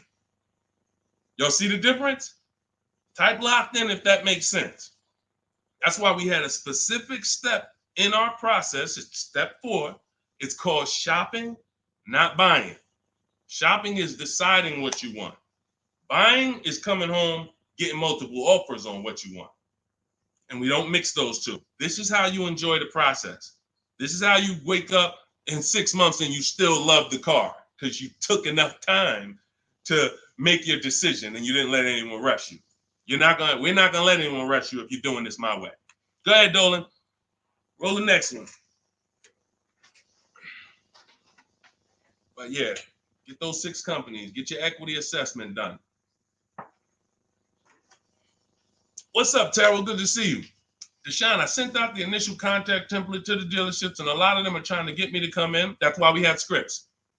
Listen, here's what I say to people that I work with. Whether it's most of the time this is people I'm working with in my coaching program here's what I say. I tell you up front, 80% of dealers are overpriced. 80% of dealers are here to make the process difficult because the more difficult they make the process, the more money they make. It's very simple. When you get my book, I have email scripts that reply to everything. For example, Terrell, when you open up the script for the initial replies, you'll see when they say, hey, when can you come in? We copy and paste. Actually, I'm going to be doing my entire process online. Do you have a car that I'm interested in? Do you have a match? Every script ends with a question. Whenever you are emailing a dealer, it should always end with a question. Somebody said, how much is the book? It's normally $97. If you go to my TikTok bio before the actual 30-minute timer gets to 0, you can get it for 75% off. So it'll be $24. So everyone who's visited that site already, if that timer started, it's going. So once it gets to 0, the price is $97. That's just our welcome offer for our new people. And you have a link in the YouTube comments as well as Facebook floating. You guys can see it. Instagram bio. Go activate your 75% off. It'll be in your inbox in a minute. But that's the whole thing. So let me read the rest of your question to see if it was something different. And a lot of them are trying to get me to come in and talk to them and test drive. What to do next? Resend another template. Well, there you go. No, you don't resend another template. We actually use the scripts. See, the reason why I know everything they're going to say is because those are templates too. When you guys get these emails, who gets the emails from dealerships? Hey, Jane, we love your 2016 Kia Sorento. We have a customer looking for that. My used car manager just said he needs that vehicle. Who's gotten that? Who's gotten those emails? Type me. Type me if you gotten it. Hey, I can get you out of good news.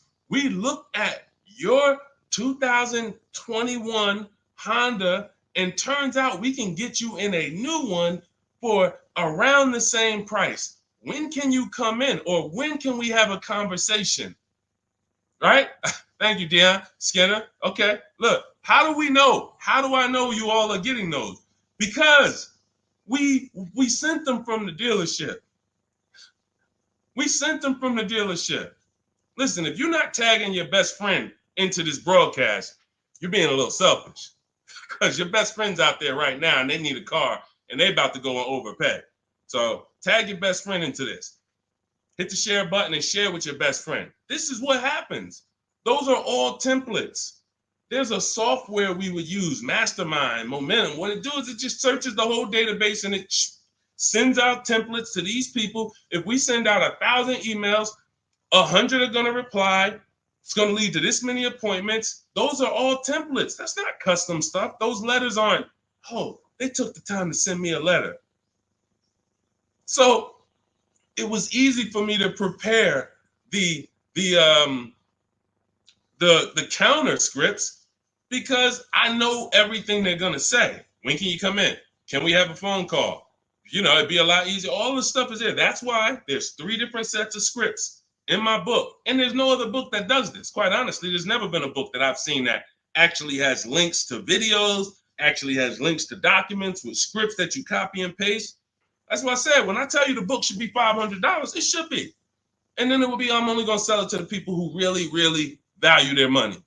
And they would. And they'd be like, Deshone, this was an expensive book, but I tell you what, this book saved me more money than probably any book I ever bought. But again, that's not God's plan. God said, listen, make it affordable, son. The people who are going to get it, they don't have no excuse. They have no excuse now. If the book was $500, you could, man, I really would get the book, but I don't want to lose $500. Book's $24 if you get there before the timer. So the point is, Terrell, use the scripts, follow the process, realize it's a new process for you, but everything's accounted for. Everything in the process is accounted for. Just use your scripts. Everything they say, copy and paste, and keep the conversation moving on your terms. And don't try to turn an 80% dealer to a 20% dealer. They're not going to be that. They're doing what they're supposed to do. Let them eliminate themselves.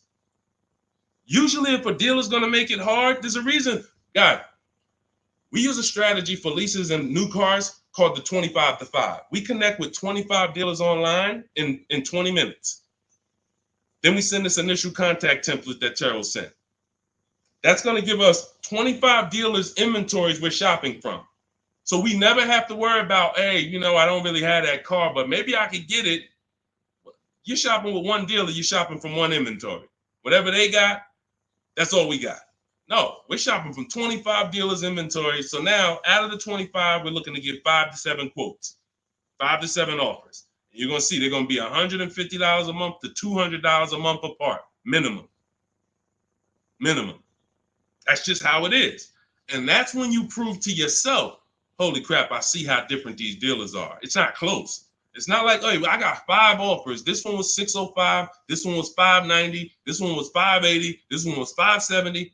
Heck no.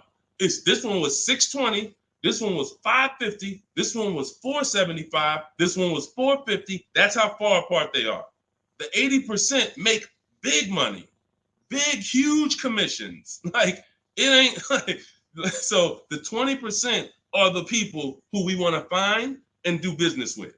These are the people that compete. They want to beat their competition. We find them and we buy from them. Great question. Thank you, Terrell. Good to see you. Next question, Dolan. Oh, man, good question. And that's very common. Again, very common. It's a new process. All right, I said that's the same question. Same question, Dolan.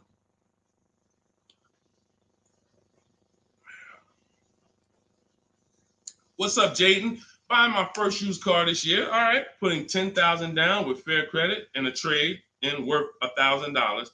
How do I maximize for the best car possible? First thing we want to decide is, should we be buying or leasing? This is very important. Now, I know many of you were taught on here, never lease a car. That advice is costing you thousands and thousands of dollars. And we'll go deep on that because I can't make a statement like that without going deep on this. But let me ask you, Jaden, do you have good credit, fair credit, not so good? You know, nobody knows you, so it's not like, you know. But I need to know this to properly answer the question, because some people, you know, they want to put a lot of cash into the transaction because they don't really have any credit. Let me know. I'm looking for your comment. Listen, you got to stay close to your keyboard. All of you who are asking questions, I want you to stay close to the keyboard. Dolan's pulling the questions in, and, you know, I want you to stay close, because I might ask you a follow-up question that I need to actually, you know, be able to answer it. So let me just assume. All right, let's just assume you have fair credit. Hang on one second. Let's assume you have fair credit. All right. Hang on. Okay. So let me tell you an outcome that's very common. And you could decide, this is all of you who have a child who's going to be getting a car, or you're going to be getting your first car. Like, listen up to this. We go wrong buying people their first car a lot of times, because typically when you buy a car, what's happening is you have to pay for the whole car. Some of you know every $5,000 on a car loan is about $100 per month. So when you look at and lock that into your head, every $5,000 is about $100 per month. So when you see a $5,000 car, $10,000 car, you should think $200 a month. When you see $15,000, you should think $300 a month. These are safe parameters for you to make sure you're not overcharged. You have to be able to understand a $50,000 car isn't going to be $500 a month to buy. It's going to start out around $1,000. So we need to know these things, because you can manipulate loans to make payments lower, and that's how you end up in a 9-year loan, because you went in saying, hey, could you get that car to 700? That car's nowhere near 700 with a good loan. 5 years, 6 years is the longest we go. I have a rule in my book called the Rule of 72 and the 10th birthday. 72 months is the max loan we take, and the car should be paid off by its 10th birthday to avoid problems. So by the time a car turns 11, car should be paid off, so that way you could actually put money to the side for maintenance. These are all boundaries that we haven't had, that if you follow them, you're going to have a lot better experiences. So if you don't have the credit to lease, then I would say, okay, get yourself an inexpensive car, try to get a small loan. You know what? The first question is, how many years are you going to keep the next car? That's the first question. That is the first question. When you open up my book, the first question, if you and I were talking on the phone, Jaden, the first question I would ask you before credit, before anything, Jaden, how many years are you going to keep the car? Now, if you say to me, Deshone, I'm definitely keeping the car 9-10 years. I don't need a car every couple years at all. I'll keep a car a decade. Perfect. Forget about leasing. In my book, first step is, how many years are you keeping the next car? I want y'all to answer that. Everyone who's shopping, everyone who will be shopping, you're shopping now, or you're going to be shopping soon in the next 6 months, a year. I want you to answer the question. How many years are you keeping the next car? Guaranteed. Guaranteed. Because everything else comes after that. When you're going to keep it 8-9 years, I'm going to show you the steps you need to make sure you get a car that will last 8-9 years. Plenty of people say, oh, I wanted to keep the car a long time, but you didn't take the steps to make sure you got a car that would last that long. So everything comes from this question first. How many years are you keeping the next car? So now, Jaden, let's say you say to me 8-9 years. Perfect. So now what we're going to do, we're going to the purchase path. Not thinking about leasing. New car, used car, based on budget. Based on budget. Now you said you have a trade-in worth $1,000. I'm guessing it's an older car, so you can still put it through the equity assessment. But if you're saying it's worth $1,000, who told you that? See what I'm saying? See, the highest offer for your car is what it's worth. I want y'all to get into the habit of getting offers so that you know exactly what your car is worth, not letting one person tell you what your car is worth. So now let's just say, for example, your car is worth $1,000. Now we're looking at, well, do we get a new car or pre-owned car? And if we get a pre-owned car, here's how we determine new car versus pre-owned car. Budget is one. Now let's say you could afford both. I could afford a new, I could afford a new pre-owned. Which one? Well, it's based on values. Some people, you only get a new car every 10 years. You're like, hey, I want to get me a new car. Because at the end of the day, over a 10-year period, the amount you pay for the new car, you'll get some of it back on the back end. And some people are like, I want to get a new car every decade. I want to treat myself. I could afford both. Some people are like, hey, I can afford both, but I'd rather knock 30% off. I don't need the latest one. I'd rather knock 30, 40% off what the price would be. It's just different values. There's no right or wrong there. In my book, I teach you both of those things. When you get to that step, that's how I help you make a decision. So sounds like, I would need more information. That's why I'm asking you, because I don't teach a one size fits all thing. I teach based on where you're at, here are your options. Pick one. Now, when it comes to buying versus leasing, oh yeah, one size fits all. Anybody on here who is not keeping their cars 8 years and you're buying them, you're losing thousands of dollars. You're just losing thousands of dollars. You can't compare. Like, look at somebody like Safrina. I use Safrina's deal. Oh, that's Teddy. Look at Teddy. That's a luxury car. Let's take a luxury car. Teddy got a $73,000 BMW. $73,000 BMW. He's paying $856 a month. He's not keeping it 8 years. He knows the 8-year rule. He said, okay, if I'm not keeping my cars 8 years, I'm going to shop for a below market lease. He uses our bidding system. He gets multiple offers. He said the highest offer during the process was $1,123 a month. That was his highest offer. He's paying $856. When I tell y'all, if you don't have a system to reveal the 80% dealers who are overcharging people, you're buying from one of them. You're buying from one of them. They do business. It's not like these guys are going out of business. You're buying from one of them. And you see, but Deshone, they told me this was the best deal that they could, this was their best offer. It was their best offer. It wasn't their competition 20 miles away's best offer. It wasn't that small dealer that's 45 minutes away that doesn't get the traffic that this city dealer gets, that once they see your information and they say, wait, hold on, we don't get the opportunities they get where they could just charge people and then they keep coming back. We only see, 3 people a day sometime. Boom, okay. Listen, we're gonna beat their we're gonna beat them, and we're gonna have our license plate in their market. This is what you can't see that when you're in a dealership trying to make a deal, negotiate with them. So this is what you prove to yourself. The 80% dealers charge tons of money before, and they won't go below a certain price. They might take off $3,000. I ain't going no lower. That's it. You don't want the car? Next. See you later. Listen, sorry, I'm not selling the car for less than that. They have a minimum threshold, a maximum amount. We ain't taking less than this for our car. Their competition, they'll go 3,000 less than that. Got to get them. So now let's go back to the leasing versus buying scene. When you look at this and you look at Teddy, you can see, can you take that comment down, Dolan? Matter of fact, I got it. Look at Teddy.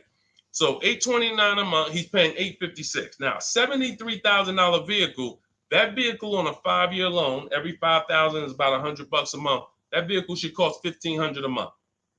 Even if he got a huge discount, let's say he got 15 grand off. Somehow, magically, he got a ridiculous discount. Instead of 73, he pays 60. $1,200 a month, 5 years.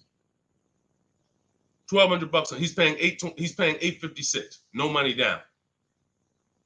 We don't, and whenever we shop, what you're going to learn as you listen to me and you shop the way I'm telling you to shop, everything we shop is no money down. We might put money down later, but we only put money down after we guarantee we got the best deal. All right. Let me echo that. You only put money down after you guarantee you got the best deal. What does that mean? You paid the best price for the car. You found the dealer that's going to sell you the car for the lowest price. You found the bank that's going to get you the lowest money. You did this from home using online tools. If you're doing it manually, you call around. I don't care if you call around. It's harder than my way because, but you want to call around and try to get multiple offers from dealers. The point is, once you find the best offer, now we can put money down if I want to lower my payment. But what dealers try to get you to do, especially the 80% and the people you're used to dealing with, they want you to put money down to get to a payment you'll take the car for. Big difference. Hey, how much is this car? Hey, it's $1,100 a month. Yeah, I can't afford that. How much money can you put down? How much money can you put down? Man, I could probably put down like 15, but can you get me to like 700? Now you're trying to buy your deal. You're not focused on the interest rate. You're not focused on the price of the car. Is he even selling me this car lower than what I could get on the market? You're trying to buy your deal, which is why the 80% dealers, here's what the 80% dealers make tons of money doing, making you think you want. And all I want you to understand is this is simple, easy. That's hard.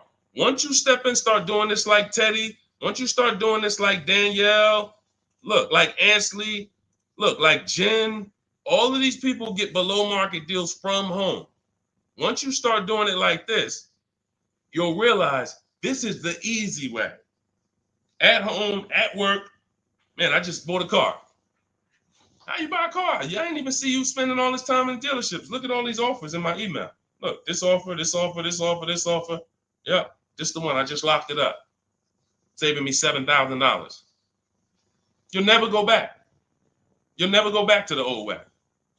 You have to learn cars from home. All the money is over. All the overspending happens inside dealership, which is why we never do it. Go ahead, Dolan.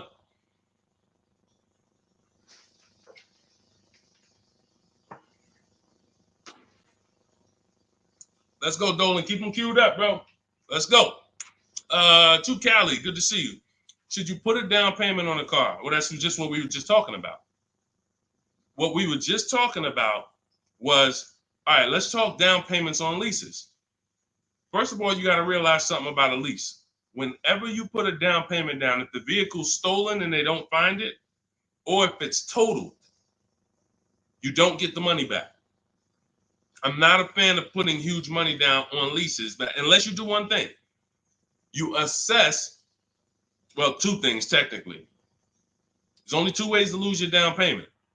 Car's stolen and they don't find it, or it gets totaled. So here's what you ask yourself. How many cars have you had stolen in your life? Some of you are going to be like, man, 3. I wouldn't be putting down payments on leases. Some of you like, Deshone, I never had a car stolen. Thank God. All right. You can check. You can check. Now, second question. The vehicle you're buying, what's the chances if you get into an accident, it can get totaled?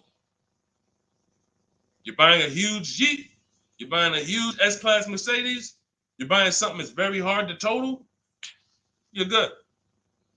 You're good. You're buying a Honda Civic, putting $5,000 down on it. It's not a good. You're taking big risks. Big risk. So that's how we assess leasing. But here's the thing.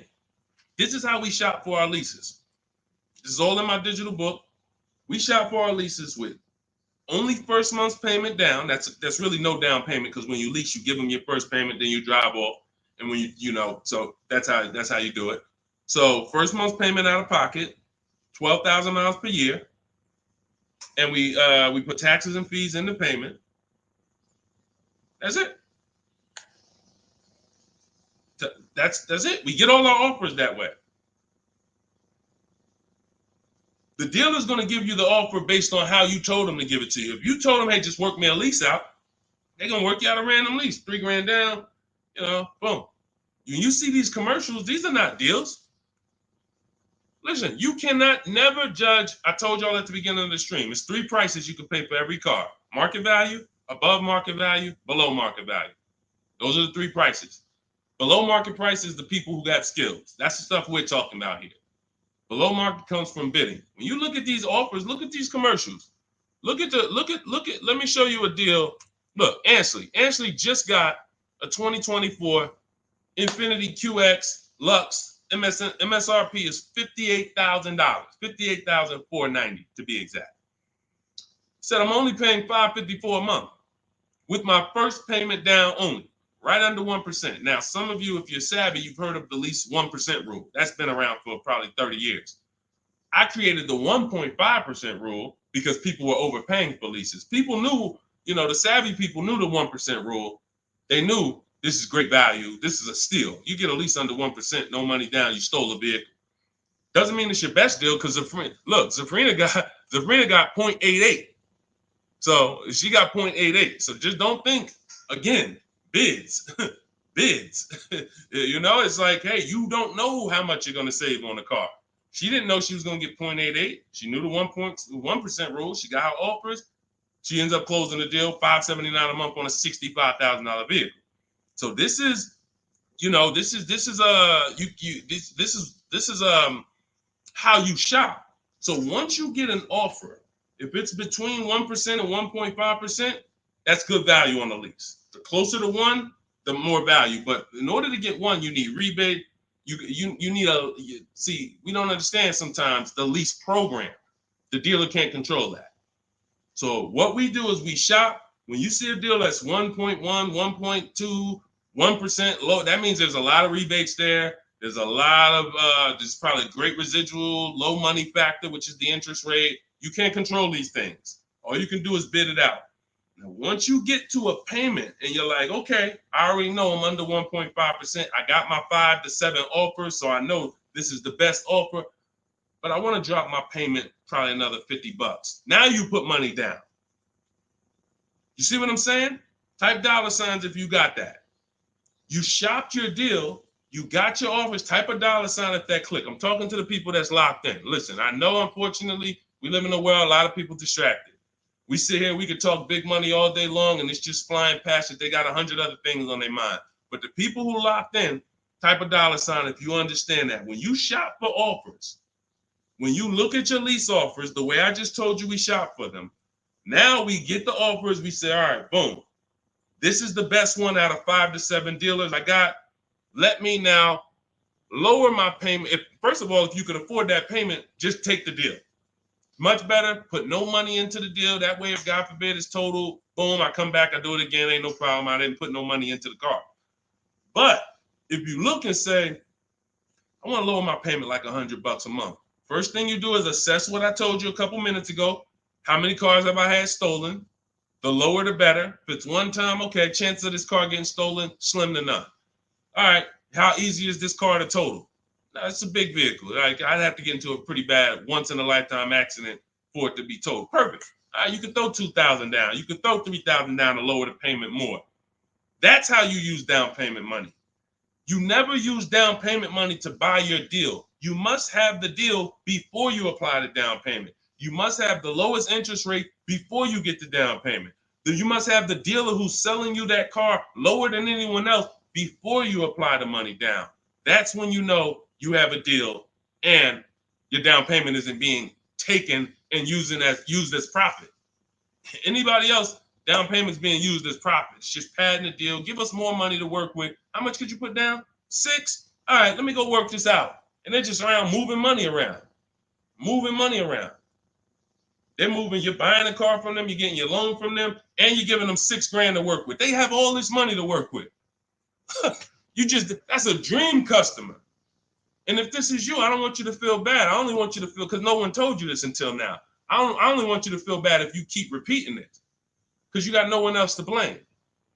Right now, you have the opportunity to change everything and focus on what I'm teaching you. So no one can do this to you. But the dream customer comes in, got a car to trade, wants to buy a car, needs a loan, How much could you put down? I'd probably put down like 3,000.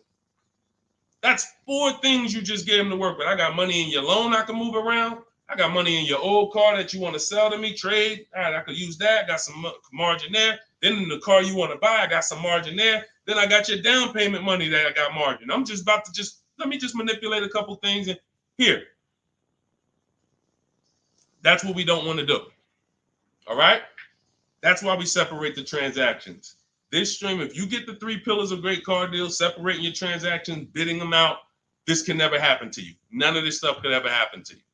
Okay? Everything we're going over is in my new digital book. It's called Cars from Home, 7 Steps to Saving Time, Money, and Avoiding Dealerships. This teaches everything step by step, how to get below market leases, below market purchases, new cars, used cars, high mileage driving strategies. Some of you who are driving over 18,000 miles a year, you can't do some of this stuff is not, you need custom advice.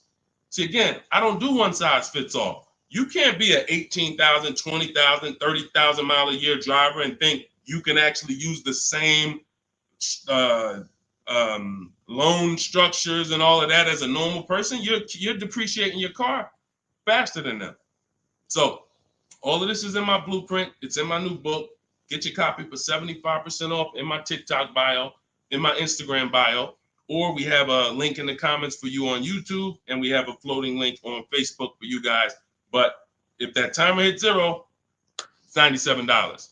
And if I'm you, if I miss the 75% offer, I'm getting the book, knowing what I know. And there's people who have the book, they'll be like, hey, look, I don't care if you missed it. You need to get the book. It's $97, worth every penny. So I want you to have everything I teach. It'll be in your inbox in literally a couple minutes. It's a digital book. And as soon as you get it, you're going to see a thank you page, and it says screenshot this page. Very important, because on that page is the link to open the book. Then I email you a copy. Also on that page is the link to my support team, just in case you type your email wrong. Our system is great. We send out lots of books. It works every time. But if you mistyped your email, then you're not going to see the book. So make sure you have my support team's email. So if you don't see that book in 5-10 minutes, email my team, hey, and they'll get you the book right away. All right. Thank you, Skinner. Yeah, nobody ever broke it down like that. I'm glad. That's what I'm here for. That's what I'm here for. I only want to pay first month's payment, and that's it out of pocket. That's 90% of our people, Skinner. 90% of our people. Hold on, I'm gonna get to Hideout PA. You got the next question. Hold on. But look, 90% of our people, look, India, look, $365 a month, no money down. That's first payment only. Look, Melissa, look, got her hybrid Honda Pilot 2025, $597 a month. She made $12,000 on her equity assessment, sold her car. So $597, I'm trying to see an MSRP, almost 50 grand. So it's a 1.2% lease. Look, nothing out of pocket, first month's payment. Look, Ansley. I gotta go get the rest. I didn't hit see more to get his detail. You see, Ansley got 2 cars. He just got another BMW. Hold on. Look. Milligan. Everybody, we pretty much, look, zero is signing. Melissa. This is what we do. There's nobody who's better at this than we are. Listen, if I had the time and we did one stream where we just sat here for an hour, I could show you 100+ people. Boom, boom, boom. Well, I just show a dozen because I'm not going to spend too many. Look, if you don't get it from 10 people, you're not going to get it from 100. You know, if 10 people just like you who are showing their deals, paying less than you, don't persuade you, 100 wouldn't. But the point is, everybody shops with no money down. Because when you shop with no money down from now on, you will see it's easier because you can't confuse me. You can't confuse me when I'm shopping with no money down. You got to be great at math, which I love math. So, I mean, I love math. But you have to be great at math to put 3, 4, 5,000 down and be able to see where the money's actually going. So the best thing to do is compare. I could get this car, no money down. I could lease this car, no money down. What's my payment? And then you'll be able to see it. Dealers can't manipulate you. So definitely, that's all we do is no money down shopping. Go ahead, Dolan. You can put that one up. You can put that question up. I want to get to that. Hideout PA. In a 2-year lease, 2024 Jeep Hybrid, 1,500 down, 499, 10K a month. Good deal. You have nothing to compare it to. You have nothing to compare it to. And this is what I don't like. Listen, I'm not the one who tells people you got a bad deal. The only time I would tell somebody they got a bad deal is if they broke the 1.5% rule. So if you take no money down and you divide your monthly payment into the MSRP, if you were over 1.5%, there's no value in leasing that vehicle. You're paying too much for a car you're giving back in a couple months. So, hold on. Sorry. Yeah. So, sorry.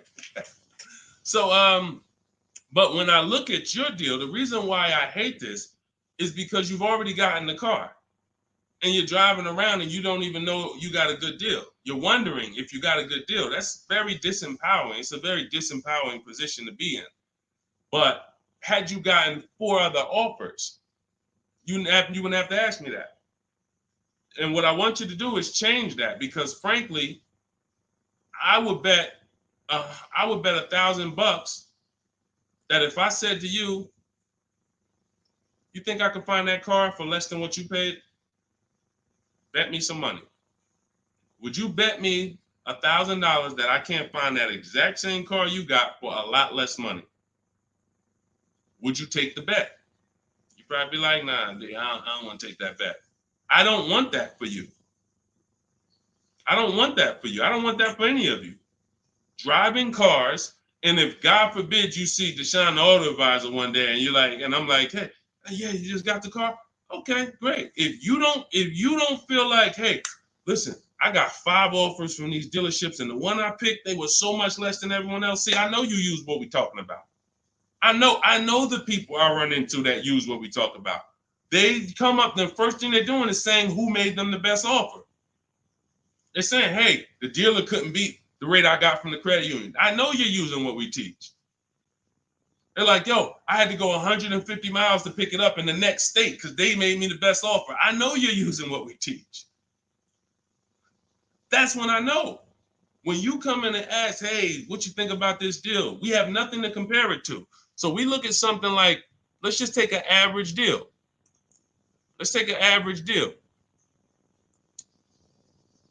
Let's take a big money savings. Let's always use Sean for an example. Because what you're trying to do when you're not getting bids the old way is you're actually feeling for the bottom and you're hoping. I hope this price that I paid was the bottom. Shout out to the people running the likes up on TikTok. Every time y'all hear something y'all like, just keep tapping the screen for like, spend 10 seconds just, man, you know what? This dude is going in over here. Just spend 10 seconds. Every time you hear something you like, tapping the screen. Shout out to y'all running the likes up. But when you look at, hey, look, I lost my train of thought. What was I talking about? I don't even know. That usually happens once I've been on for about an hour. That usually starts happening. Hideout PA just bought the book. Awesome. Listen, I'm answering your question right here. So, and look, next time, that's the thing. So again, I cannot tell you, oh, the MSRP was 49,000. Okay, so 49, 1,500 down. That's about a 1% lease. Solid. We don't know if you could have did better though, and that's the point. Again, Zafrina. Funny story about Zafrina, and she got this 0.88% lease, right? You're probably a little over 1% because you put about 1,500 down, so that $1,000 probably would have put you about maybe 1.1. Still great value, absolutely great value. great value. But Zafrina called me. She was shopping for a Jeep Grand Cherokee. She didn't call me, but we you know, she's in my program. Again, we have Shop with Deshone, Shop with, you know, blueprints. It's all up to you. However you like to learn, we provide it. So she was shopping for a Jeep Grand Cherokee, and the best offer she had was like 1.1. And it was solid. But she was coming out of a Jeep where she was under 1%. Her lease was up. She was under 1% on her old lease. And she said, the guy told me if I take the hybrid version, or the electric version, he can get me down to 1%. No, I think she was maybe 1.2 on a Jeep Grand Cherokee Limited at the time. She said if I take the hybrid version, he said I could do a 1%. He could get me to like 1%. I said, okay, if you're going to look at the hybrid, the electric version, that's an entirely different vehicle. The same dealers that you've been getting the offers from, run it past them now. That's a different lease program, different vehicle. Yeah, he might be able. Now look at this. Here's the big part. He was selling her the standard version lower than everybody else. But then he flipped her to the electric version because it had a better program. She ran the lease again, and another dealer sold that vehicle lower than everyone else. This is why this round robin system is so fun and empowering and revealing. You cannot trust any one dealer. We put them against each other, and that's how we win. So she ends up getting a 0.88% lease, $579 on this $66,000 Jeep. So that's the only thing. Even when we get a great deal, you never walk into a dealership say, get me to 1%, get me to 1.2, get me under 1.5. We don't say this stuff. We get bids. We never know where the best deal is going to be. We just never know. That's why we get bids. So everything we are learning is in my new digital book. Those of you who spent the last hour, 10 minutes with us, you're like, Deshone, I got it. I took a lot of notes. Perfect. But those of you who like Deshone, there's no way I'm going to remember all of this stuff. I want the whole step-by-step blueprint. That is Cars from Home. My new digital book is called 7 Steps to Saving Time, Money, and Avoiding Dealerships. You're going to learn how to get below-market car deals on leases, new cars, and used cars, and without spending more than 30 minutes in a car dealership. You'll be doing this from home. Everything we do is putting dealers against each other, making banks bid. We don't beg for these discounts. None of these people you saw me share, they know we don't do any begging.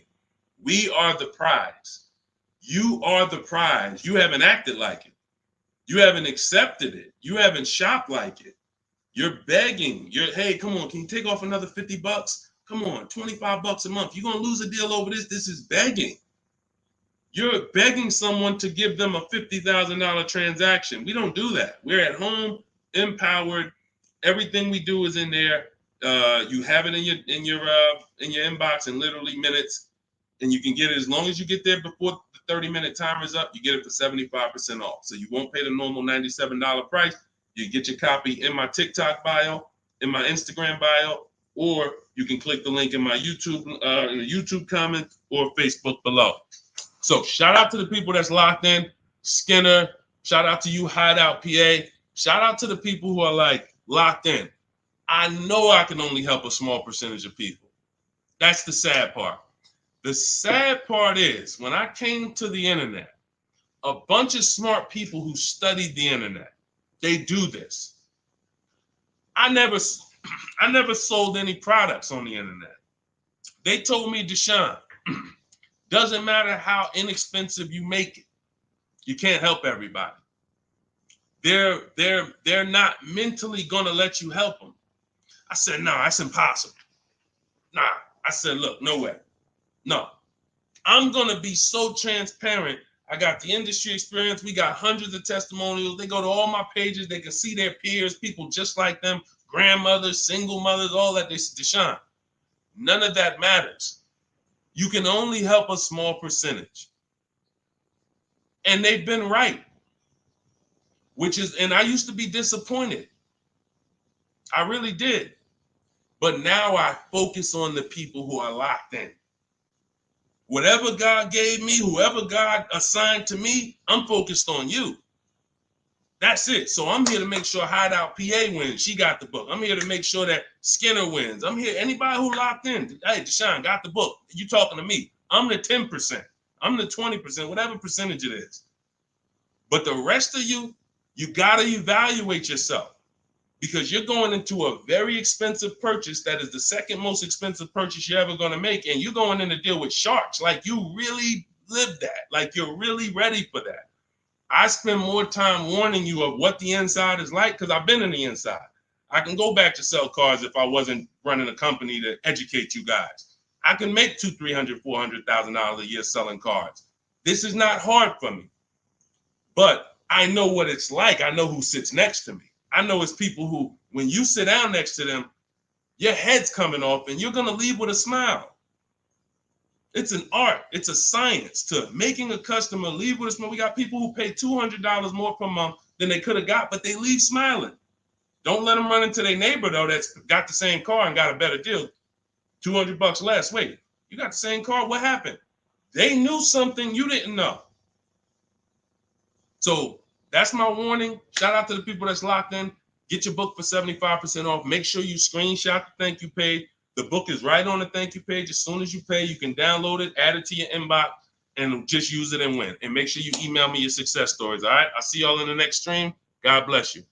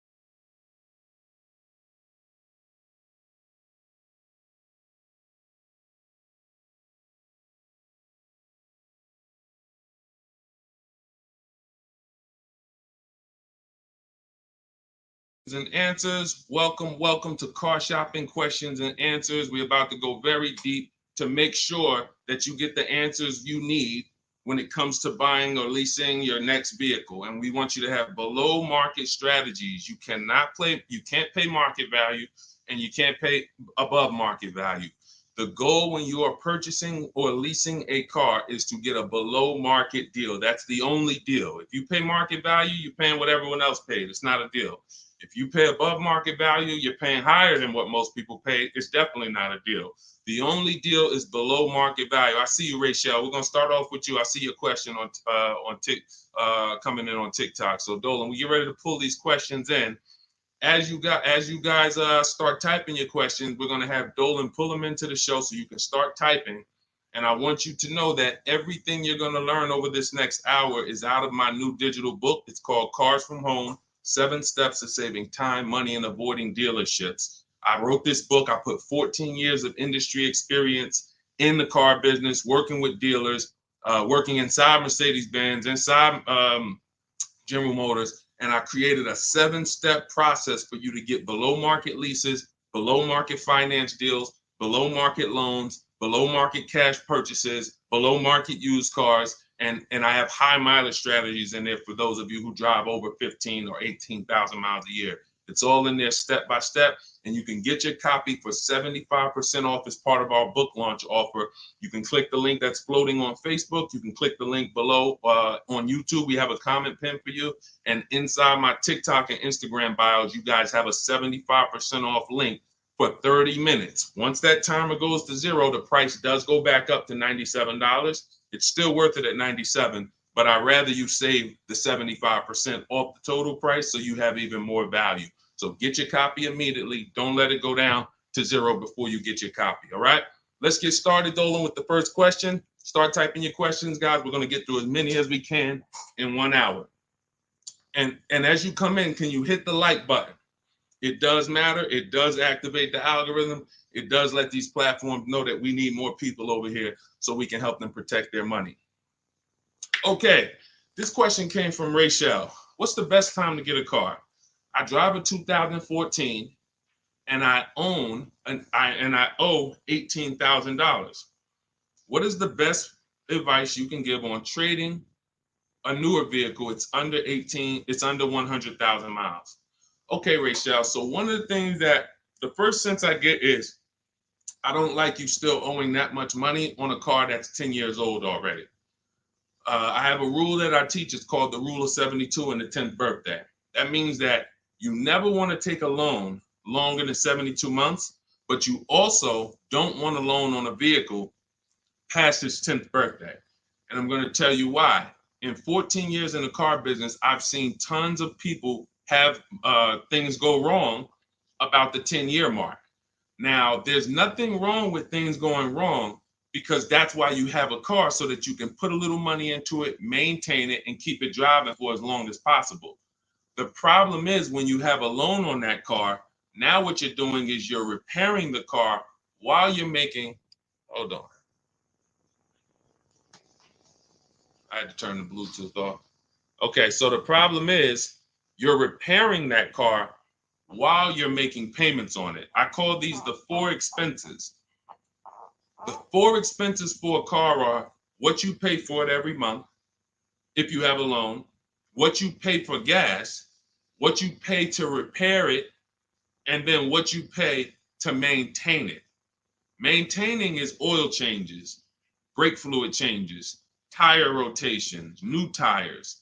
These are, replacing brakes. These are maintaining it. Repairing it is if something breaks on the car. And it's that I call that the fourth expense. That's what most people are not ready for. And what I see is if you have a loan past the 10th year, you're getting hit with you're getting hit with all four expenses.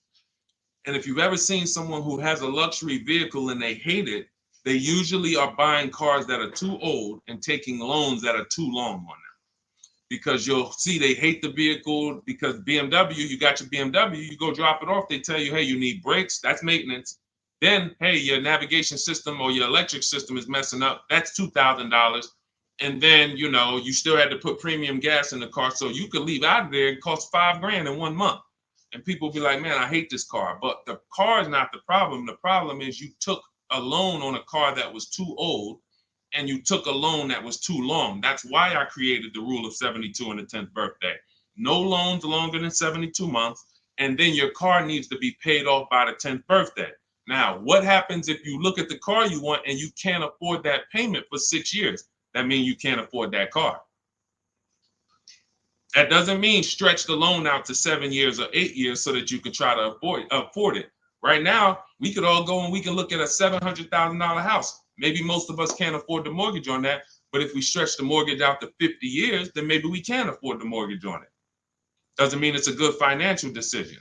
So if you're going to finance again, Rachel, I want you to keep that in mind. When you replace your current car, if you're going into another finance, which I don't recommend if you're not keeping this next car 8 years, because you're going to be in the same position again, you should be going into a below market lease. Then if you're keeping the car long term, then go to another finance and then make sure you're not buying too much car, taking out too many loans on it, and taking out too long of a loan. Use that as an affordability index. If I can't afford this car on a 6-year payment and I can't add up, here's how you do it. You look at the car, ask yourself, how old is it? If it's 6 years old, that means I got to take a 4-year loan. If it's 5 years old, that means I got to take a 5-year loan. It can't be greater than 10. You are taking way too much risk. And you're going to end up in this position where you're looking and you're like, how do I still have a car payment? Things starting to go wrong on this car. I'm nowhere close to paying it off. What did I do wrong? That's what you did wrong. Now, if you want to avoid this altogether and say, all right, what can I do in a different structure? You would be going into a lease.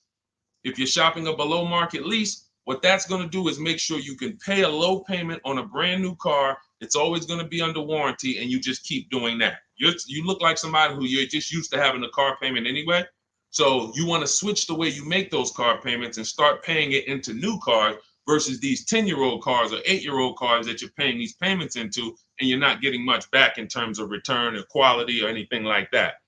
So that's the first thing that I would concern myself with is, Rachel, how many years are you going to keep the next car? If it's 8 or more, then you purchase again. If it's less than 8, then Deshone, talk to me about a lease, because I'm not keeping this car at 8 years. I don't keep any car 8 years. All right? It's a great question. That's where we need to start out. Go ahead, Dolan. Shoot the next one up. Okay, this one is Love and okay, I don't want to even try to pronounce it, but you can see who you are. If I'm upside down, how can I trade or sell without having to pay the difference or getting a higher note? So now you're asking a question that, all right, so this person said, if I'm upside down, that means they owe more on the car than it's worth. How can they get out of that car and go into another car without paying the difference or having a higher note? So I'm going to give you the way it's possible, depending on your situation, and realizing that in my book, there is one person, there's two people actually, but really one main person who, it doesn't matter how good your credit is, you're not going home with a new car, because negative equity is, you have too much negative equity. So there are cases where doesn't matter. You come in with an 800 score. I call negative equity the bad credit for people with good credit, because it's the only time when I was in the dealership, people would walk in and they would say, okay, we look at a car and then we look at their current situation and the maximum amount they can pay. And then we look and say, hey, look, the bank's not going to approve this. You can't roll over 10 grand of negative equity to that $30,000 car and do no money down. So there are circumstances where you've dug yourself too deep, and the only thing that's going to do it if you don't have money is time and paying down the vehicle. So let's talk about if you're not in that situation. First thing I'm doing is I'm going to CarMax. I'm going to driveway.com. These are websites. This is because you notice what she said. If I trade or sell, that's very important, because some of you've been on the stream, we don't sell. I mean, we don't trade. We always sell our cars to cash buyers, that come, they write big checks, they pay more than dealers. So the first thing we're going to do is visit these cash buying websites: CarMax, Driveway, Carvana, KBB Instant Cash Offer, AutoNation, and Car Gurus. That's going to give you 6 independent offers. Now, once you get those 6 offers, that's going to tell you how much negative equity you have based on your payoff. You need to call your bank and ask them, how much is my payoff? That's the amount you owe. Don't look at your statement. Call your bank, make the phone call, and find out your payoff. Now, you look at what your payoff is, and you look at what your highest offer is.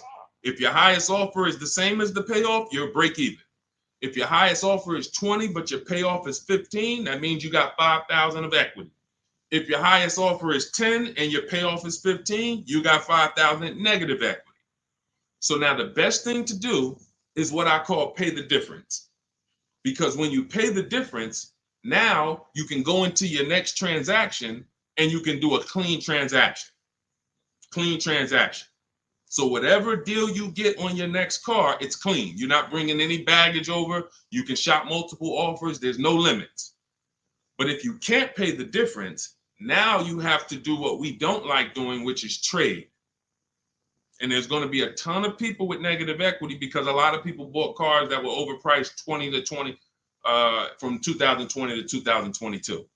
We were trying to warn people to lease, to ride out the market, buy inexpensive pre-owned cars to ride out the market, or, keep their current car and not shop if they didn't have to ride out the market. Some people didn't take that advice, and they went and they overpaid because they had no shopping strategy. And now they're going to be 15 grand negative equity trying to get another car. So if you can't transfer, there's limits to what you can transfer. If you can do what we teach and you actually can shop the market the way we teach, you might get a deal like this. Let me show, this is Milligan's deal. She just made this deal a couple days ago. It was for Mercedes-Benz brand new EQS. It's an EQE.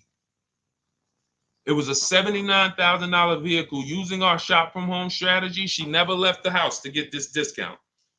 She went from$79,000 to $51,000 on a brand new vehicle. And if you're on Instagram or if you're on YouTube, you guys can see this. So we can't share the entire versions on Facebook and on TikTok. But if you like, anybody who wants to see, okay, I want to see these things that Deshone is, you can go right to our YouTube page, Deshone the Auto Advisor. And you go right to Instagram and you'll see the actual documents. This is her deal. She's posted up $79,000, $51,000. Why is this so important? Because when the bank goes to lend on this vehicle she bought, they're lending based on the fact the MSRP is 79.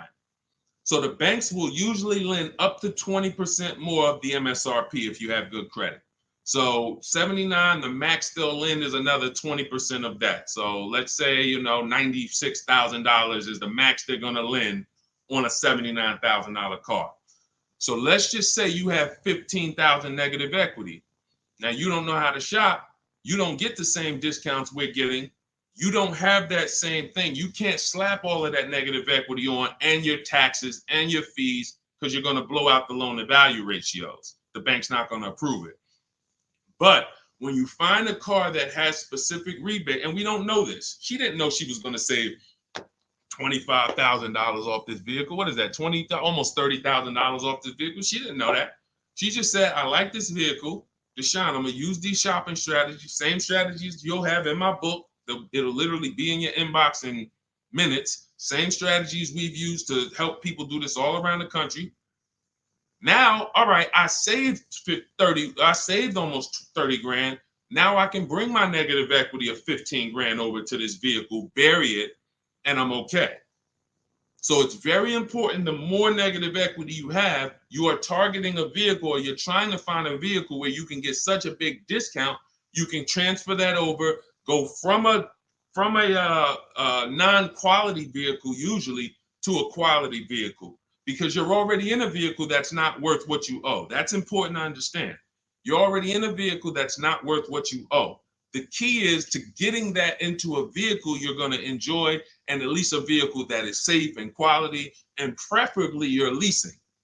Because the great thing about transferring negative equity to a lease is once that lease is up in 3 years or 39 months, the negative equity is gone.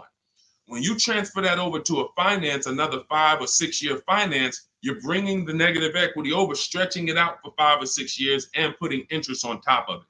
That's why I don't ever recommend go from a finance negative equity deal to another finance negative equity deal, because you're usually a short-term person anyway. You should be leasing cars. So this is the strategies for getting out of negative equity. Now you can literally go into a dealer. See, watch this. That's a below market strategy for negative equity. What I just talked to you about is what the people who are actually financially wise do and think about.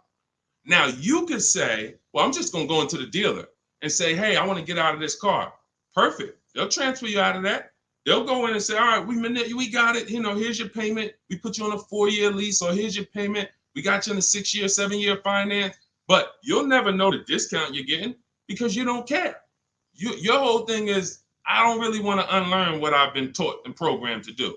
But if you want to say, I want to make the best deal possible and I want to stop making these mistakes that's getting me into these bad deals, I've never had to come and deal with 5, 6 grand, 2 grand of negative equity. It's never happened to me. But there are people, you might be one of them, who every deal you make, it's a negative equity situation. It's a negative equity situation. That's because you haven't learned how to structure your deals correctly. And those are the things that I want you to unlearn so that you can have empowered car buying, be making deals you feel great about, posting your numbers just like Milligan did, and saying, hey, check out the deal I made. Not just check out the car I got, check out the deal that I made. Okay?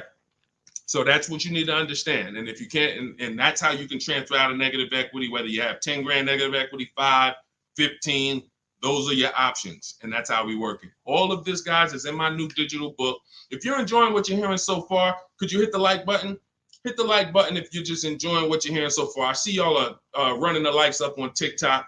I appreciate it. As y'all keep tapping the screen, every time you're like, man, you know what? This is good information. Just hit the like button, start tapping the screen. It means a lot. And again, it shows these social media platforms that they need to get more people over here. Okay? So go ahead, Dolan, shoot the next question up. Keep typing your questions, y'all. We are going to try to get through as many as we can. I see you, Patrice Darden. I see you, Mr. Living Right. I see you, Letitia Cook. Good to see everybody tapping in. What's up, Mex? I see you, Kiki. We're live on 2 TikTok channels too. We're on 2 TikTok channels today. All right, now Roby asks, what's the fastest way to sell a lease? I'm over by 18,000 in miles and have 19 payments left. Okay, here's what I'm gonna give you. I'm gonna give you, this is, now, who has a lease right now that they're pacing to go over their mileage? They're pacing to go over their mileage. Who has a lease right now? You haven't gone over yet, but you're pacing because you're not over until the end of the lease. If you tell the leasing company you're going to drive 12,000 miles per year, then they want the car back with 36,000 miles on it. If you sign for 15,000 miles per year, then they want the car back with 45,000 miles in 3 years. You do a 20,000 mile a year lease. Some of you might have not known you can do high mileage leases. We talk about that all the time. It's only a couple dollars more when you get below market deals. If you're not keeping cars 8 years, the high mileage leases are some of the best things you could be doing. It's literally pennies on the dot, cents on the dollar compared to purchasing, and we never have negative equity, and we drive as much as we want in these new cars. If you're pacing, once you bring the car back, you could do 10,000 miles your first year, 20,000 miles your second year, 8,000 miles your third year, as long as the total at the end doesn't exceed what you told them you were going to spend, then you would be fine. So you're not over your miles, you're pacing to go over your miles. So here's what I'm going to give you, Nairobi, because this is a very, very complex thing when you don't have calculators. When you don't have tools, it's complex unless you're really good at math. But what I'm going to do is I'm going to put this comment on YouTube and Facebook. Now in my book, I have calculators that I've invented. This is actual software that people who use my books and who have worked with me since 2021 have gotten to use. These are things that I looked around the industry and I saw things that people needed to know that didn't exist. So we had to actually build them out ourselves. And so that's why when you get my digital book, you have access to like 5 different custom calculators that we made that no one else uses. So one of them is this lease penalty calculator. Now, if you're pacing to go over your miles, here's what you got to understand. If you call a dealership, one of the biggest lies that they're going to tell you is, come on in, I'll take care of the mileage, or I'll take care of the penalties, or we'll get you out of the lease. Who's heard that before? Type me if you've heard that. Type me if you've ever spoken to a dealer, if you said, hey, I'm going over my miles, or hey, I'm thinking about, I want to get out early, and they said to you, no problem, come on in, we'll get you out of that. Don't worry about your old payments. Who's heard that? Who's heard that?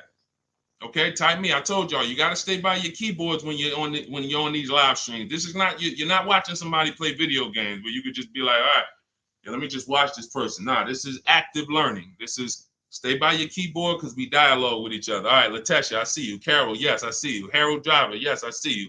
All right, so here's what happens. Those payments and that penalty that you drove over your miles, they don't get taken care of.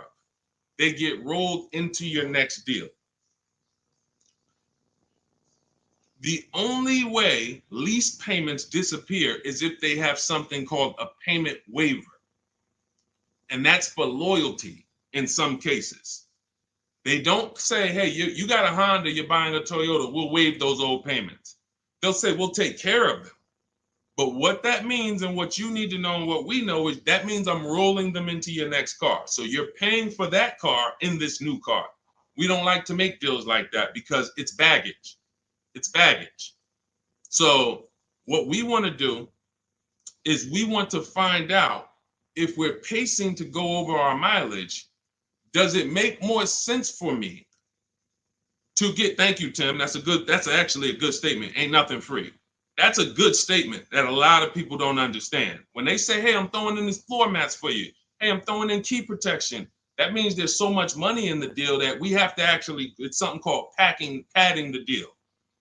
The finance manager and the team, they're trying to just pack. We got so much profit in this deal. We need to figure out how to allocate some of this so it's justified So when you hear them say that, oh, he threw in all this, he threw in all of this for me, that means you got a horrible deal. Sorry to tell you, but I got to give you the bad news first so that you understand. All right, it's smoke and mirrors, but I'm not gonna make these mistakes again. You have a whole billion-dollar industry that is really hell-bent on keeping you shopping the same way you've been shopping, because it keeps them on the Fortune 500 list. It keeps them publicly trading at a good profit. But our people and the people who listen to us, those of you who locked in, you're gonna be the ones that everybody else buying up here, but we buying down here. So let's get back to this point. So you want to see if I'm pacing to go over my mileage, does it make more sense for me to replace the car now? In which case, my payments would be due. If I stop my lease 3 months early, and in Nairobi's case, she has 19 payments left. If she was to go and stop her lease now, those 19 payments get billed out immediately. So if she walks into a dealer and says, hey, get me out of this car, they're going to try to either see, can they buy it, or do we make the payments and roll them over? What happens most of the time, and it's usually a better situation, guys, is you would use that lease penalty calculator, you put in how many miles you're driving per month, and it's going to tell you, if you go all the way to the end, this is how much your mileage penalty would be. I had somebody who I work with use that calculator. He found out the mileage penalty would be a little over $2,000. But if he got out now, his payment and mileage penalty would be $5,000. See, first thing we want to do when we find out we're going over mileage is, let me try to get out of this car. Oh, you don't realize that that's a bigger penalty you're paying, breaking the lease early, versus go to mileage, and then you find yourself a below market deal. You get yourself a deal like this. Get yourself a deal like this, because I told you I'm gonna be showing a lot more people. We had so many people get cars over the last couple of days. We gonna be showing these people. Look, this is Melissa. Melissa got a 2025 Honda Pilot EXL. She got a 15,000 mile a year lease. And oh man, I didn't even when I screenshot her, hold on. When I screenshot her deal, I didn't open it up with all the details that she shared. So hold on, stay with me, because y'all got to see this. She got a 1.27 lease. And if she would have let's say she was in a situation where she had a $2,000 mileage penalty, it would be simple for her to just literally roll that mileage penalty over here on top of her 1.2% lease. So this was her full deal right here. It says 15,000 miles per year, $597 a month. And look, she sold her old car because she was used to financing. This is the perfect example of someone who was taught never lease, never lease. She paid all this money to finance these cars. She had a 2018 Kia Sorento, and she would normally go in, trade that car in, and then use whatever equity she had, 5,000, 7,000, 8,000, as a down payment towards her next finance. And she just kept doing it over and over and over again, paying high payments, losing her equity. So she discovers me. She finds out she's not keeping cars 8 years. She's like, all right, if I'm not keeping cars 8 years, I'm not breaking Deshone's 8-year rule. I'm going to shop for a lease. So now she shops for her lease. She gets the same car she would have gotten and paid tons of money for, $800-900 a month for, because she was financing it. But now she actually she financed, she gets her new lease, $597 a month. And look, she did her offers, the 6 offers I told y'all to do, 10 minutes ago, $12,000 in equity. So she goes in, she gets the new car, no money down, $597, drives off in a brand new $50,000 vehicle. Then she gets a check and she puts it in her bank for $12,000. It's the way the money moves. If you understand what I'm saying, if you're starting to, even if you don't get it all, if you're starting to understand type of dollar sign, it's the way the money moves. This is already a woman who likes driving newer cars. It's obvious. She has a 2018. She's going to upgrade it. So she would normally just go trade it in, finance another car, keep it another 5-6 years, trade it in, finance another car. It costs big money to finance these cars. It costs huge money. So now what she did is she said, okay, I drive 15,000 miles a year. I'm just going to get a 15,000 mile a year lease. If she would have got a 12,000, payment would have been $25 less. If she needed 18,000 like Jen, look at Jen's deal. Jen needed 18,000. Where's Jen? Here she is. Look, she says $512 a month. She got a CRV hybrid, and some of these vehicles are very in demand. So when you see vehicles that are closer to the 1% leases, these are vehicles that have bigger rebates, more support behind them. And sometimes you see vehicles that are 1.2, 1.3. They have a little less support from the manufacturer, but you still need to shop to get great lease deals because most people are paying, either huge down payments or then, they're paying over 1.5%. Again, let's stay on topic though. If you look at Jen, she said my payment was $512. I bumped it up because I wanted 18,000 miles a year to $563. Look, she shopped the payment. She shopped her deal from home the way we teach. She got 25 dealers to get involved online, never talked to them, got bids, used my email scripts, and she said, okay, my best deal for 12,000 miles is $512 a month. All right, now bump me up to 18,000.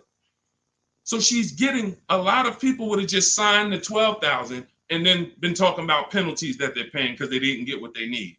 We teach something called choosing your mileage wisely. She paid $40-$50 a month and she can drive her 18,000 miles a year, take her trips, do her crossroads, go see her kids in college and not have to worry about anything for $40-something more a month. It's the pennies. That's called being penny wise. Some people will be penny, that's called being dollar wise. Some people will be penny wise. It's called penny wise, dollar foolish. You have to get the mileage you need on a lease. And if you choose your mileage wrong, don't blame the lease. The lease is not a real person. The lease only goes what you put in. If you tell them, work me a lease payment with no money down, that's how they're going to customize it. If you say put the taxes and fees in the payment and give me offers, that's how they're going to customize it. You might have to tell them 2 or 3 times because they're so used to just telling people, hey, we need $5,000 down. So you might have to tell them that, but the lease is based on you. If you say, hey, I need 25,000 miles a year to drive, that's what they're going to quote you. That's what they're going to customize. So we always shop with 12 and then we adjust our mileage later. But that's what you need to see, Nairobi. So you're going to see, use that calculator I put the link for. It'll tell you whether it makes sense to get out now, later, or at the end. But the last thing I want you to compare that to is the equity assessment. I want you to go to CarMax, go to Driveway, go to Carvana, go to KBB Instant Cash Offer, go to Driveway, go to AutoNation, go to Car Gurus, get those 6 cash offers because you may be able to sell your car. And in which case, if you sell your car, all is forgiven. If you sell your car, there's no penalties, there's no nothing because you're actually transferring the title and the buyer is paying the company off. So do that equity assessment. But when you go to those websites, you must put in, when they ask you, is it a finance, lease, or own, put own. Don't put lease because it triggers something in their websites. Now, if y'all are like, you're like Deshone, I'm not going to remember all of this. Get the blueprint. That everything I'm teaching you is out of my new digital book, Cars from Home, 7 Steps to Saving Time, Money, and Avoiding Dealerships. It's already 5-star rated. Shout out to the people on Goodreads who have reviewed it. We're at a 4.9 rating. We got 4.9 overall, 58 ratings, 40 written reviews. Shout out to everybody who's came and told their story about this book since we launched it a few months ago. And you can go and see what the public is saying about it. This ship has sailed. You can get your copy for 75% off for the next 30 minutes. If you visited the website in my TikTok bio and my Instagram bio, once that gets to 0, there's a countdown, 30 minutes. Once it gets to 0, the price of the book goes back up to $97. It's still worth every dime, but I'd rather you pay $24 instead of $97. So on Instagram, TikTok, your 75% off is in my TikTok bio, in my Instagram bio. Get it before the countdown expires and you'll have the blueprint. On Facebook and YouTube, we have a link in the comments for you pinned for you to get your copy for 75% off for 30 minutes only. Again, if you're like Deshone, this is good, but there's no way I'm going to remember all of this. You can watch the replays, get it however you want it. Our system is step-by-step, and it doesn't involve talking. Everything we do is online tools. Okay, go ahead, Dolan. Let me take a sip of water. Next question. And you can buy more miles on the lease. That's a good point. A lot of people don't know that though, Tim. They really don't. You know, they might have signed a bad lease or heard somebody sign a bad lease, and then, you know, usually what signing a bad lease is overpaying for it or not getting the mileage you need, or both. You get them. I've had people who know they're not going to drive 10,000 miles a year, but because it's $40 a month less, or because they don't know, just pay $40 more and get what you need. They'll just take the 10,000. It's a horrible decision, and it leads to a terrible lease experience. All right, this is Teneros. How much should I put down as a down payment? It's a great question. So what you want to do is understand that down payment is nothing but payment management. It is not deal management. You don't want to fool yourself into thinking that because you got a good payment, you got a good deal. That's what down payments typically can do to a person who's not really good with math. You'll say, all right, I need to get my payment to 400. Now you're looking at a car you like, and you're like, I need to get my payment to 400. Now they tell you, okay, well, you end up putting $10,000 down and your payment's 400, and you think, okay, I got a deal. I'm at my payment. You didn't. You are doing one of the cardinal sins that we don't do here at Cars from Home. You're mixing transactions together. What does that mean? Almost everybody who's financially savvy when it comes to cars is going to separate their loan from the purchase price of the car. These two things are unrelated. You shop for the price of the car separate from the monthly payments. Because when you separate, you realize one thing. When most people are giving car dealers 3 transactions and not realizing it, they're buying a car from them. That's one transaction. They're giving their loan to them, or they're letting the dealer get them a loan. That's another transaction. And then they're trading in their car to them. That's a third transaction. So a person looks at it as one. I just made a deal with a dealership. No, you just actually did 3 transactions in one. And what happens, the reason why that's so bad is because you can't bid any of them out. In order to make sure you got a great deal, you need a great deal on each of those 3. The car you need to replace, you need to get the most money for that. The most money comes from bidding it out on the market with the strategies I just said 5 minutes ago with the companies that I just named, the equity assessment process. That's bidding that out. Now, we bid out our loans. Who's going to give us our loan? Who's going to give us the best interest rate? There's plenty of banks that want to compete for our interest rate. Plenty of banks that they don't even sell cars. That should be a clue to you guys of how much money is really in cars, because there's companies who don't sell cars. All they want to do is loan you money to buy a car. That means there's a lot of money in the loan business. So we bid that out. And there's a way we use a strategy. When you get my digital book, you get something called the Bank Bidding War Blueprint. This is how we make banks and credit unions bid for our credit, bid for our loan. We have 20, 30 people bid without affecting our credit negatively. There's a specific way that credit bureaus allow you to do this. It's called rate shopping, where it's within a certain window. But if you're getting pre-approvals with hard credit pulls and then you're going out shopping, you're not going to be able to do this, because you're going to get a hard credit pull here. Then a month later, you go find your car. That pre-approval expires. Now you got to do another hard credit pull. You already hit your credit twice, and you're outside of the rate window. It's just what most people are doing. And that's why when you get a pre-approval, most people become scared to shop now, because they don't want to let anyone else run their credit. So you're limiting yourself. But the Bank Bidding War shows you how to have unlimited people bid for your interest, and we do that after we find our car. But the third transaction is when we're going to buy a car now. The car we're buying, we're going to shop the used car market, look at all the marketplaces. I have a strategy I call the multiple marketplace strategy, where we're looking at all these websites like Amazon. I mean, we're shopping like we're shopping for a TV on Amazon, Walmart, BestBuy.com, but except we're on these car websites. Now we're narrowing it down, narrowing all the inventory down to the top 5 choices, and we're narrowing it down based on title, service records, accident history. We're verifying there's no bogus fees, and then we come up with our top 3 after we get the new car price of these vehicles. This is all, again, step by step. And some of you, you're like, this should be expected. This is what car shopping should be like. Car shopping is not like buying a TV. It's closer to buying a house. So although we do this in 2 hours, if you follow my strategy, you can get deals in 2 hours. Without these things, you're now winging the process. But first things first, when you determine, when you add to this question was about how much money should I be putting down? When we separate our transactions, now what we've done is we went out and we found the car we want at a below market price. Now we go to our lenders and we start the bidding process and we say, okay, who's going to give me the best interest rate? And whoever gets me the best interest rate, now I put it together with the car that I have on hold. And I say, okay, what's my car payment now? And they may say, okay, well, if you finance the whole thing, your car payment's, $580. Now you might say, okay, I think I want to be at like $499. How much do I need down? Well, about $3,000. Okay, perfect. That's between you and the lender. It's not between you and the dealer. You're not, see, in that case, now you have the best price on the car waiting for you because you got bids on that.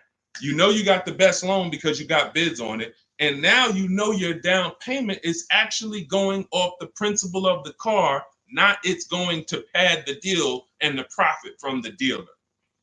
If you got that, type $sign. If you got that on TikTok, just start double tapping the screen, running the like sign. That is why it's important. We call that the 3 pillars of great car deals. You'll have to see these 3 pillars separately. Who I sell my car to, I'm bidding that out. Who I get my loan from, bidding that out. Who I buy my car from, bidding that out. And that allows you to sit at your computer and make all the money on your car deal and have these deals that, all of these people are making these deals at home. Look, this is India. She said she started using my strategies last year, but she shopped the market at the time. She was shopping for a Toyota Corolla, and she did not like the offers at the time. That's the benefit of starting these strategies way before you need a car. Look, we got people who get cars in 3-4 days, but when you have time, you can shop the market. She didn't like how the offers looked, and she waited. She said the best of all my offers were over 1.5% with no money, with no one budging on my counter offers. Fast forward 2024, I had to find a car in 2 weeks, so I got to work. In about 5 days, I walked out with a 2024 Hyundai Elantra Limited, $36,000 for 36 months, $12K, $365 a month, no money down. Boom, $365 a month, no money down. The MSRP was $28,725, making it a 1.27 deal. People would kill right now to be able to buy a car, drive a brand new, dependable car, fully warranted car, shop from home, never had to be stressed out in a dealership, begging for discounts. She's sitting at home and she drives off at $365 a month, brand new car, no money down. This is what it's about, people. It's about learning the strategy so that you keep the most money in your household. Okay? Everything I'm teaching you, everything India used is in my new digital book, Cars from Home, 7 Steps to Saving Time, Money, and Avoiding Dealerships. You can get your copy as part of our launch offer for 75% off in my TikTok bio or in my Instagram bio, but it's only for 30 minutes. After 30 minutes, the price goes back up to the $97 price, which is still great. If you missed it, and you're like, Deshone, I missed it, but I need these strategies. Listen, it's $70-something more. And the strategies you're going to use to save we can't even quantify it. We showed you earlier, somebody saved 25 grand off their price, almost 30 grand off her Mercedes. You've seen discounts of 6,000-7,000. You've seen ridiculous pay. It doesn't matter. The value you're going to get far outweighs the cost. And here's one thing. Financially wise people look at value. Financially foolish people look at cost. Let that sink in. Okay, those of you on YouTube and Facebook, I have a comment below for you. We have a comment pinned. You can hit the link below. You'll see the 75% off. Now, make sure when you get your book at the 75% off, if you get there before the 30 minutes is up, make sure as soon as you purchase, it says screenshot the thank you page. You'll see I put on that page, your book is below. You can click it to open it immediately, save it to your phone, save it to your computer, and I also email you a copy. But I want you to screenshot that page so you can have my support team's email. Every now and then we get people that typing so fast, you actually type your email in wrong. and then you didn't save the book right there on the thank you page. So now, how am I getting my book? You got the support team email. They're 7 days a week. Email, hey, I think I might have typed something wrong. I don't see my book. It's not in my spam folder. Get my team so we can get you the book immediately. So you can have these strategies, protect your family's money, shop with confidence, enjoy car shopping. I enjoy shopping. These people are like, enjoy. Look at what Adina said. Look at what Adina said at the end. She said, thanks to Sean. Hold on. Thanks to Sean for making the car buying process easy. And I want to upload this because it got cut off too. So I'm going to upload this. Thank you for making the car buying process easy. I want you enjoying car shopping. It's shit. You're about to spend a ton of money. Why should you dread? Look what she said. Last sentence. If you're on Instagram or if you're on YouTube, you can see it. So, all right, Dolan, next question. Let's fly through a couple more. We still got some more time. Come on, y'all, keep typing. Lalia, yes, we send emails out all the time. In fact, everyone who had the book, I literally sent a new copy out to everybody on our list. It was like 9,000 people, maybe a month ago. So, like, go through your email, check your emails from me, because we do that every now and then. Like, we'll literally just update the book and blast the new copy out to everybody who bought one. So check your email, check your spam. You know, I've sent you that book. If you purchased it last year, you've gotten the new book probably at least 2 times, 3 times. We've updated it and sent it out to everybody. Okay, Kevy Kev, good to see you. What are the basic pros and cons of leasing? I know nothing about it, but my husband's considering it. Good question. Let's talk about the cons of leasing first, because I speak a lot about the benefits. The cons of leasing are you always have a payment. Now, some people who buy cars and they always trade them in as soon as they pay them off, or they trade them in before they paid off, they replace them before they paid off. Like, you know, we had the young lady earlier on the stream. She said, I still owe $18,000. I'm about to go and buy another vehicle. So she's always used to a payment anyway. So that's a con. You're always going to have a payment. Another con is you can't beat the car up and not realize the losses. Now, let me be clear on this. People think when they own a car, they can do anything they want to it and not realize the losses. But I want to be clear. If you follow me, let's say a person buys a car, you own it, you put a lift on it, a big exhaust system, one of the big, you know, the joint is loud. You customize that car. Did you raise the value or lower the value of the car? Type it in. Type it in. Did you raise the value or lower the car? If a person does all of that stuff, customizes the car, did they raise the value or lower it? Thank you, Cam Newton. Lowered it. So let's say a person was going to sell a car and somebody looked at it and said, hey, how much is you going to pay? You know, they're going to pay $20,000 to buy your car. Now you're like, okay, perfect. Now you go and you do all of this stuff to it, put the engine, put the exhaust on it, boom. You come back 2 days later and you're like, hey, yeah, I want to sell you the car for 20. Now they hear that new exhaust. They hear all that stuff you put on. They're like, nah, I can't give you 20 for that. And that thing probably worth 16 now. I don't know what you do to it. So I'm trying to get you to see what I call the unseen expense. This is depreciation. Everything we talk about when we talk about leasing versus buying, we're taking into account how we're going to avoid major depreciation. But people who purchase don't often think that they don't actually understand that whatever they do to that car, if they drive 40,000 miles on it, they just lost money. If my car was worth 20 today and then I drive 30,000 miles this year, that car is going to be worth 10. I'm destroying the value. So you pay for it either way. So when I say that one of the cons of leasing is that you can't do anything you want to the car, well, you can't without paying for it, but you also can't when you own it without paying for it. But if you do that, you have to restore it to its original condition. Now, another con of leasing is you have to be able to estimate around about how much you're going to drive. So people who are like doing Uber or something, you don't know how much you're going to drive. There's a reason I don't tell business people who do those types of businesses to lease, even though they're not keeping their cars a long time. there's a better structure for you guys.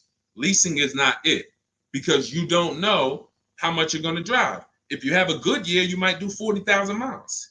If you have a bad year or a rough year, you might do 20 or 18,000 miles. So you can't predict it. So with leasing, you have to have an enjoyable leasing experience. You have to have some type of an idea when you're going to, how much you're going to drive. Now, one of the biggest cons to leasing is you can overpay by a lot because it's not transparent. It's not transparent.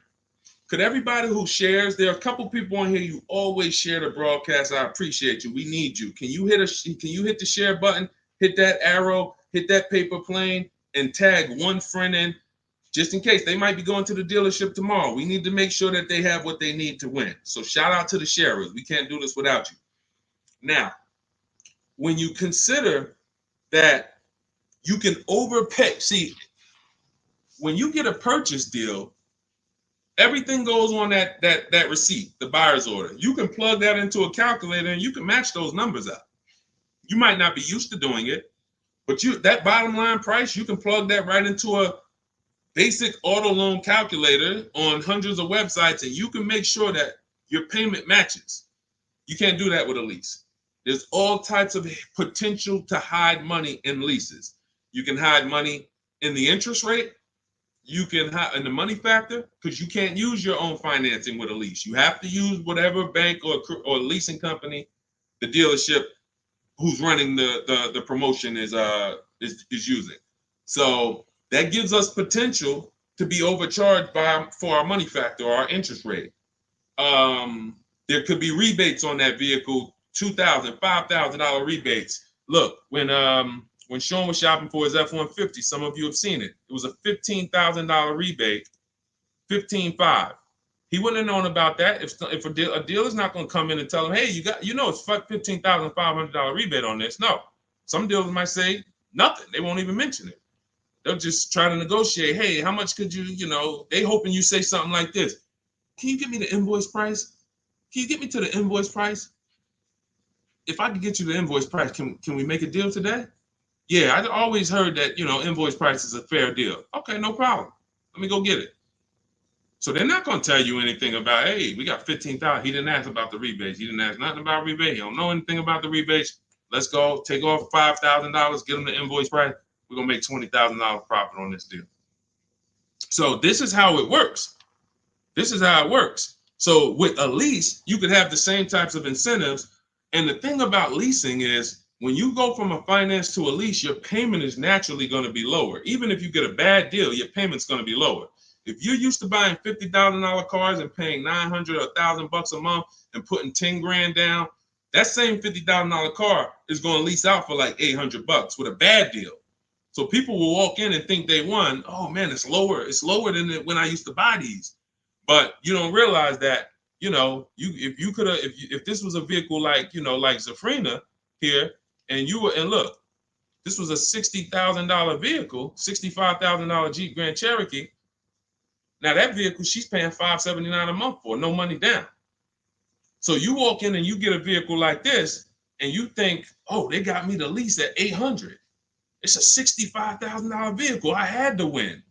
No, you lost big time because there were so many rebates and incentives that you didn't understand were there, and there's no way you're going to get them to reveal them to you. The only way, and I've been in the car business since 2006. I left in 2020, and since then I've been helping people make deals around this country. The only way to reveal what all the rebates are is 2 words: multiple offers. It's the only way. You're never going to negotiate your way to finding out what all the rebates are, because one deal is going to tell you it's $3,000, another deal is going to tell you it's $5,000, another deal is going to tell you it's $8,000, another deal is going to tell you there's no rebates. That's why when we sit back and we get multiple offers from home using the strategies in my digital book that you'll have access to immediately. Those of you who got your book, I see a lot of you saying, got the book. All of this stuff is scripted out for you. Now, you could do it manually, too. You want to call around the dealerships, ask for the sales manager, ask for a manager, try to bypass salesmen, because salesmen are trained to distract and waste time and make it hard, especially by phone. So if you want to try to do it manually, we must get 5 offers. New cars, leases, you must get 5 offers from 5 different dealers because that's how different the offers are going to be. They're going to be major different, not close, major. I always say if your offers aren't $150 to $200 a month apart, then you didn't shop correctly.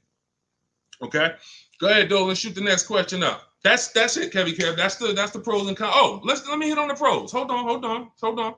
Let me try to sum up the pros of leasing before we wrap this question up. Pros of leasing are when you get below market leases, you're driving new cars, warranty cars, always under warranty in most cases. Something breaks, you call a dealership. Hey, this broke. Come on in, we'll fix it. You're under warranty. When you get below market leases, you're driving new cars for cents on the dollar. You're driving new cars and you're paying less than what people are paying to buy, lots less of what people are paying to buy them new, and you're paying less than what people are paying to buy them pre-owned. Some of you've seen me do that scenario where I compare a new lease, below market lease, to a pre-owned version of that same car. Take that $65,000 vehicle that Zafrina got, $597 a month. If she found one for, $30,000, half price, let's just pretend, and this is to illustrate to you how drastic the difference between below market leases are and buying. It's not even close. It's nowhere near close. If she found a half price version of that vehicle, which won't exist, let's just say we made one up and just put it right here, half price. So that's $32,000 plus tax. She's around $35,000. Some of you know every $5,000 on a car payment is about how much per month. I mean, when you look at a car, every $5,000 on a loan is about how much per month. I told y'all, stay by the keyboard. We got to be quick here. This is active learning. You don't want to be distracted. You want to be locked in, active learning. Every $5,000 on a loan is about how much per month. Shout out to y'all running the likes up on TikTok too. Every time you double tap the screen, y'all just, yes, thank you, Cam New. See, I love the people that are locked in. I see you, Brenda, $100 a month. Yeah. Now, so we got $100 for every 5,000. So that means when you look at a $10,000 car, first thing in your mind should be that's $200 a month, 5-year loan. When you look at a $20,000 car, first thing in your mind, that's $400 a month, 5-year loan.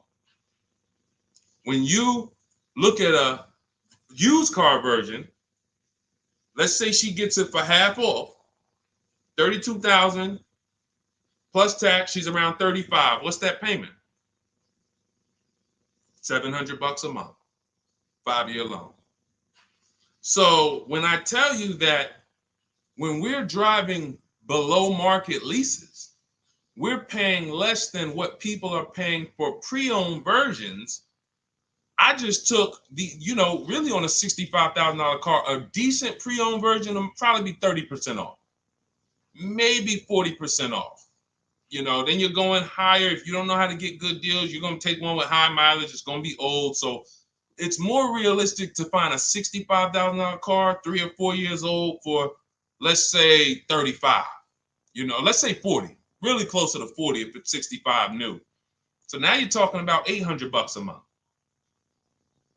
So a person like Zafrina, she's driving, she knows how to get below market leases. She's driving a brand new $65,000 fully warranted version, not tying up her money in that vehicle. She's paying $597 a month, which is hundreds a month less than what a used car person is paying, and like $500-$600 it's less than what a new car person is paying. So it's no comparison.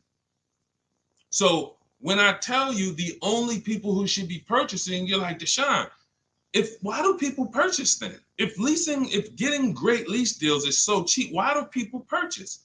Well, one, everyone doesn't know how to get below market leases. So they'll look at commercials and they'll think, oh, well, this says I got to give them $5,000 down plus tax and all that. That's not deals. That's above market value or market value. We don't pay those prices. And second is, people who buy long-term don't care about those short-term benefits. I want to ask a question.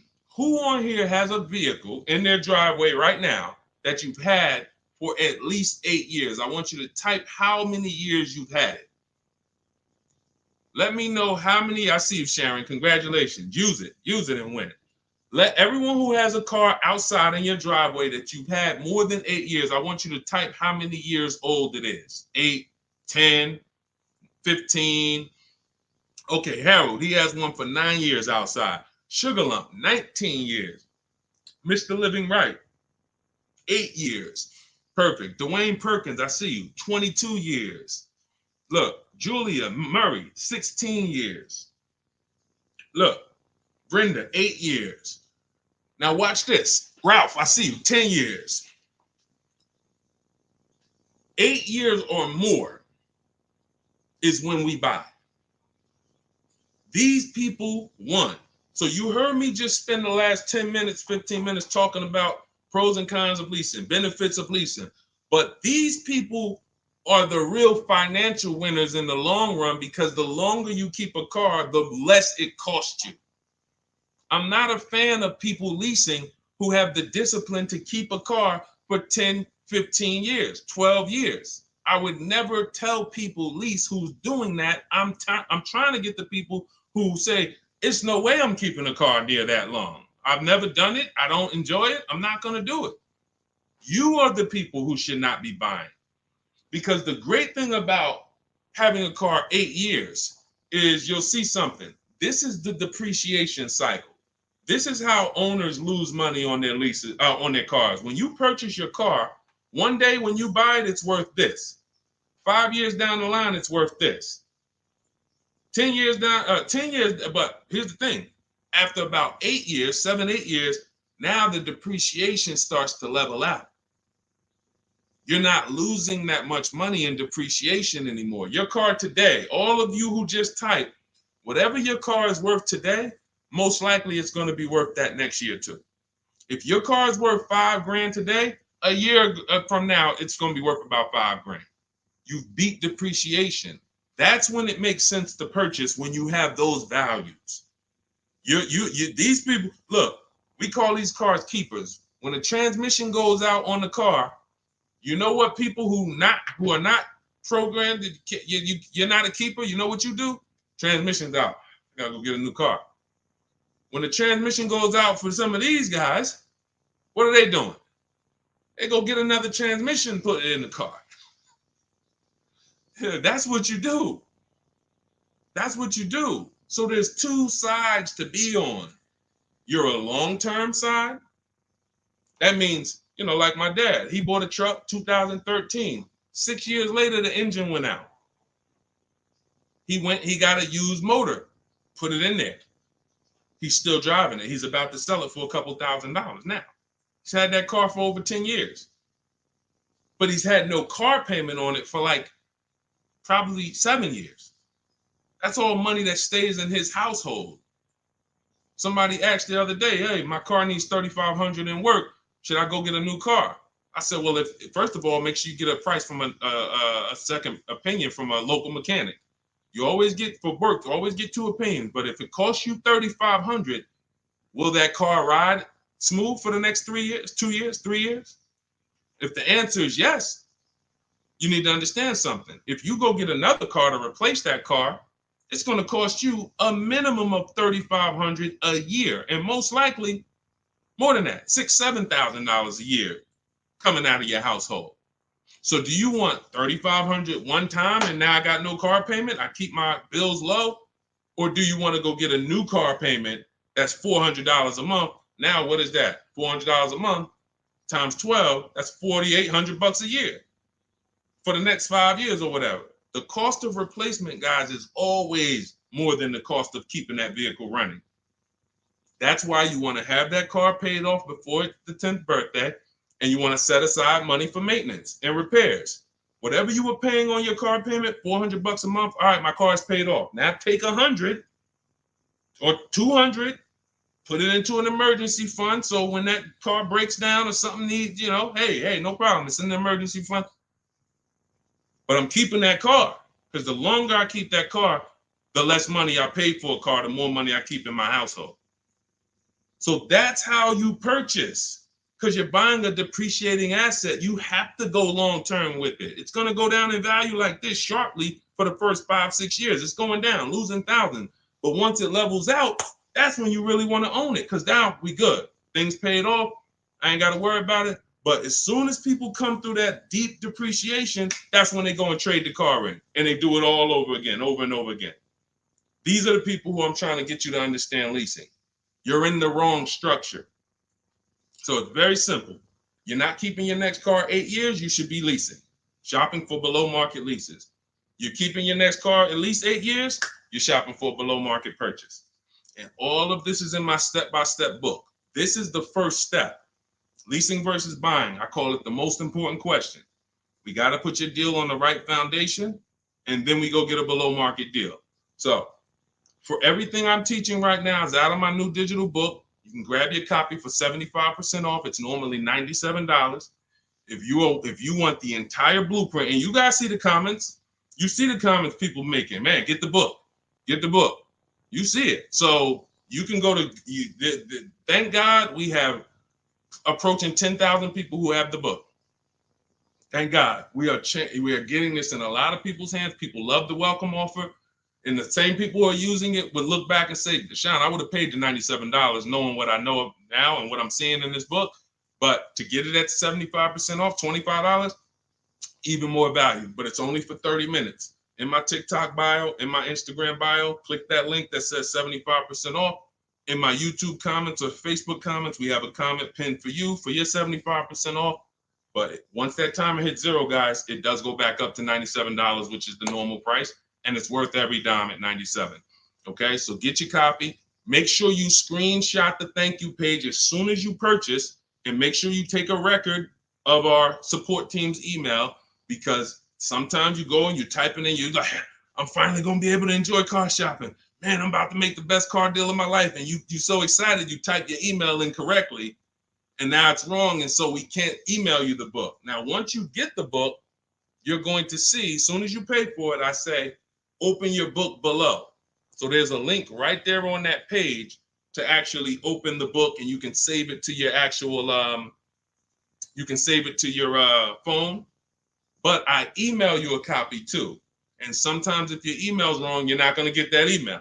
So make sure you screenshot that page. It has my support team's email, or look at it right here. Look at it on the screen. Get the support team just in case. But that's not for questions. Do not email me any car buying questions to that. That's only for making sure your book gets to you. Okay? So I want you empowered. I want you making the best deals you've ever made. I'm just going to show a bunch of more people before we rock out. I didn't get a chance to get to everybody's deals that has sent me a deal in the last couple of days. I didn't get a chance. Ansley got his second vehicle. He said 2 down, 1 more to go for the year. He got this BMW truck. We showed Melissa. We didn't show American Senior Benefits. You guys can read this if you're on Instagram, on YouTube. You can pause that. But we'll go more detail on the second stream. Keep sending me your deals, because I told y'all I was going to bring them onto the show. And after you make your deals, email me. I want you guys proud of the deals you're making. I want you excited, not just about the car. Everybody gets excited about posting their cars. Everybody. You'll see that all through any social media platform. People get a new car, they want to take pictures of it, but they'll never show you the numbers. And you may have been this way, because secretly they're ashamed. The last thing they want is somebody who understands the numbers to look at that deal and be like, hey, did you see this? What's the $4,000 here? Did you see? How many offers did you get on this vehicle before you paid this price? Oh, no, I just thought they don't want that. I don't want you living like that. If you've done that before, I don't want you like that. I want you like all of these other people you're seeing posting your car deals, like Melissa, like American Soldiers Benefits, like Ansley, this is his other car, like Rosalie, like Jen. Hold on. We do this all day long. Like Teddy, like Jared, like Zafrina, like Pierre. Numbers. That's what I want. And that's the confidence you will have after you get your book. So get it. If you do it your way, do it your way. God bless you. My way is no talking, right from home. That's why we call it Cars from Home. So I'm going to check out. God bless y'all. I'll see y'all on the next stream. Share this with a friend. Before you jump off, share this with one friend that you're like, hey, I got somebody that my best friend, they need to see this, because we have to help people protect their money. If we don't get this message out, our friends are right now in dealerships right now overpaying. Okay, so God bless you all. I will see y'all on the next stream.